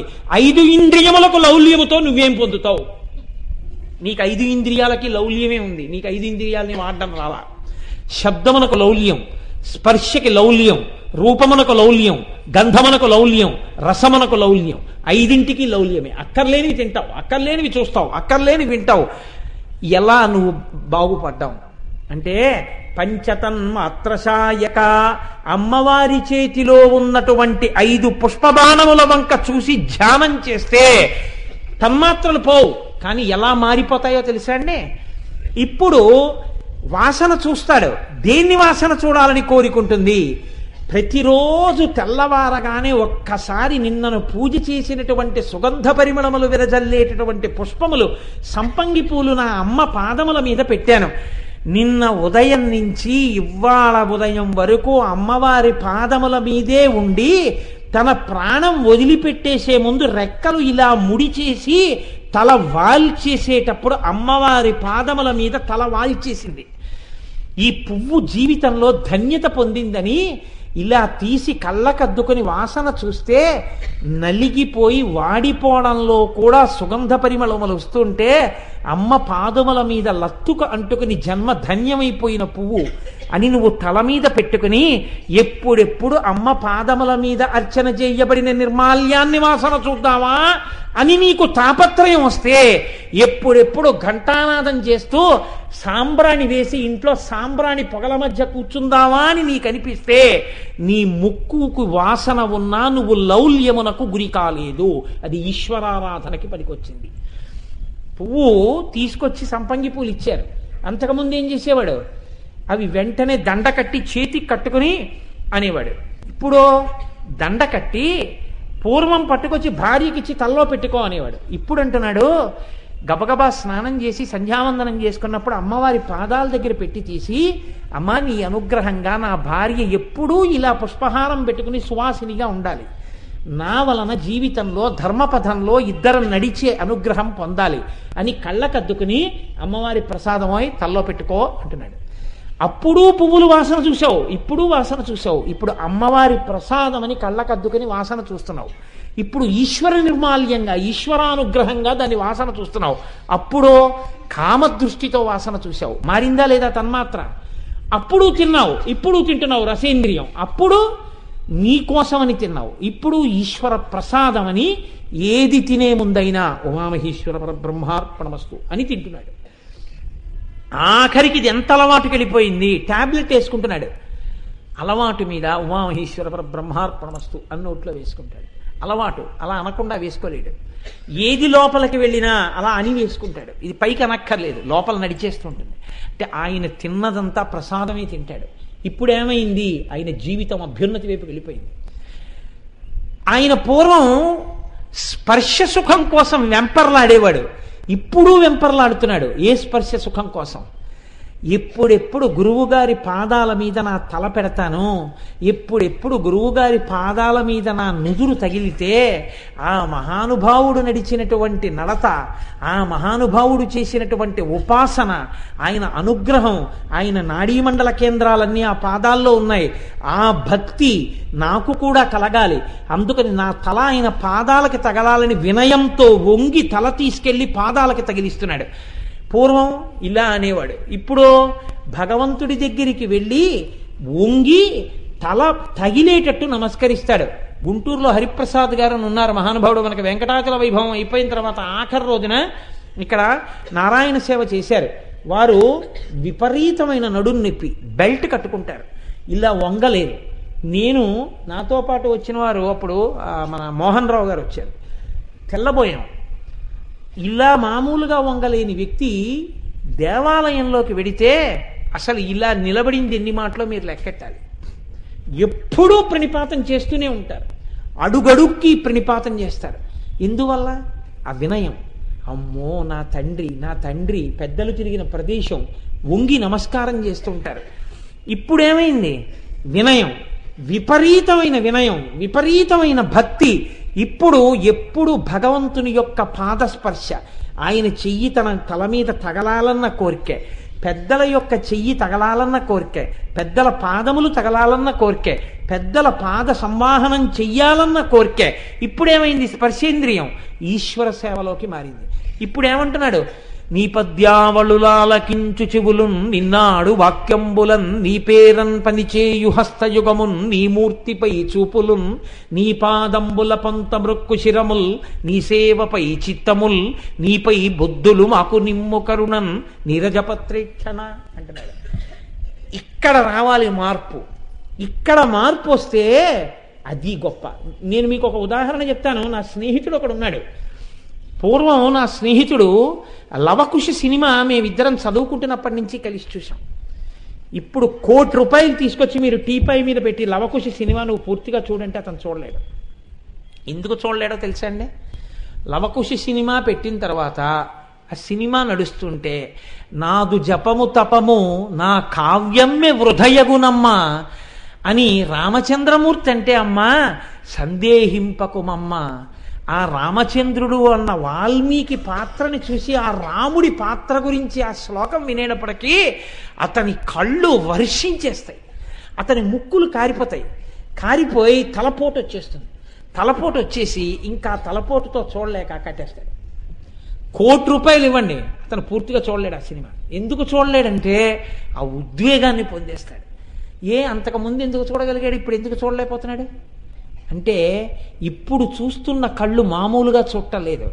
ఆ చూపులలో పాత్ర కనపడదు, సీతమ్మ కనపడుతుంది. ఆ చూపులకి రాముడే కనపడుతూ ఉంటాడు. ఆ చూపులకి లవకుశులే కనపడుతుంటారు. భావోద్వేగాన్ని పొందుతుంటాడు. అది రసహృదయం. అది పండిన పంట కలిగిన చేను. అక్కడ తేనె కలిగిన పువ్వు ఉంది. అక్కడే ఈశ్వరుడు భ్రమర రూపంలో ఎప్పుడూ తిరుగుతుంటాడు. ఆ తేనె కోసమే తిరుగుతాడు. ఆ వెన్న కోసమే కృష్ణుడు ఆ గుండెల్లో కూర్చుని ఉంటాడు. ఇదే శంకర భగవత్పాదులు భృంగీచ్ఛా నటనోత్కట కరిమదగ్రాహీ స్ఫురన్మాధవాహ్లాదో నాదయుతో మహాసిత వపు పంచేషు నాచాధృత సత్పక్షస్సు మనోవనేషు నపునః సాక్షాన్మదీయే మనోరాజీవే భ్రమరాధిపో విహరతాం శ్రీశైలవాసీ విభు అంటారు. కాబట్టి పంచతన్మాత్ర శాయక అమ్మవారి అనుగ్రహం ఉంటే ఈ 5 తన్మాత్రలు లౌకికంగా తిప్పడానికి బదులు ఇప్పుడు అనుభవిస్తాడు. అమ్మవారి అనుగ్రహంగా జీవితాన్ని పండించుకుంటాడు. ఈ 4 మార్పులు రావడమే జీవితానికి ప్రధానం. ఇవి ఎప్పుడు వస్తాయి? అమ్మవారి కాంతి మీద పడి అమ్మవారి చేతులు అమ్మవారి ఆయుధాలు దర్శనం చేస్తే ధ్యానం చేస్తే ఈ మార్పు రావడానికి ఆవిడ పట్టుకుంది తప్ప ఏదో పట్టుకోవాలని పట్టుకున్నది కాదు. ఇది ఆవిడ కారుణ్యం. ఇది తెలుసుకో అని చెప్పడం లలితా సహస్రనామ స్తోత్రంలో ఈ నామాలు. కాబట్టి రేపటి రోజున మళ్ళీ వేరొక విషయాలు మిగిలినటువంటి నామాల్లో నామాన్ని వివరణ చేస్తాను.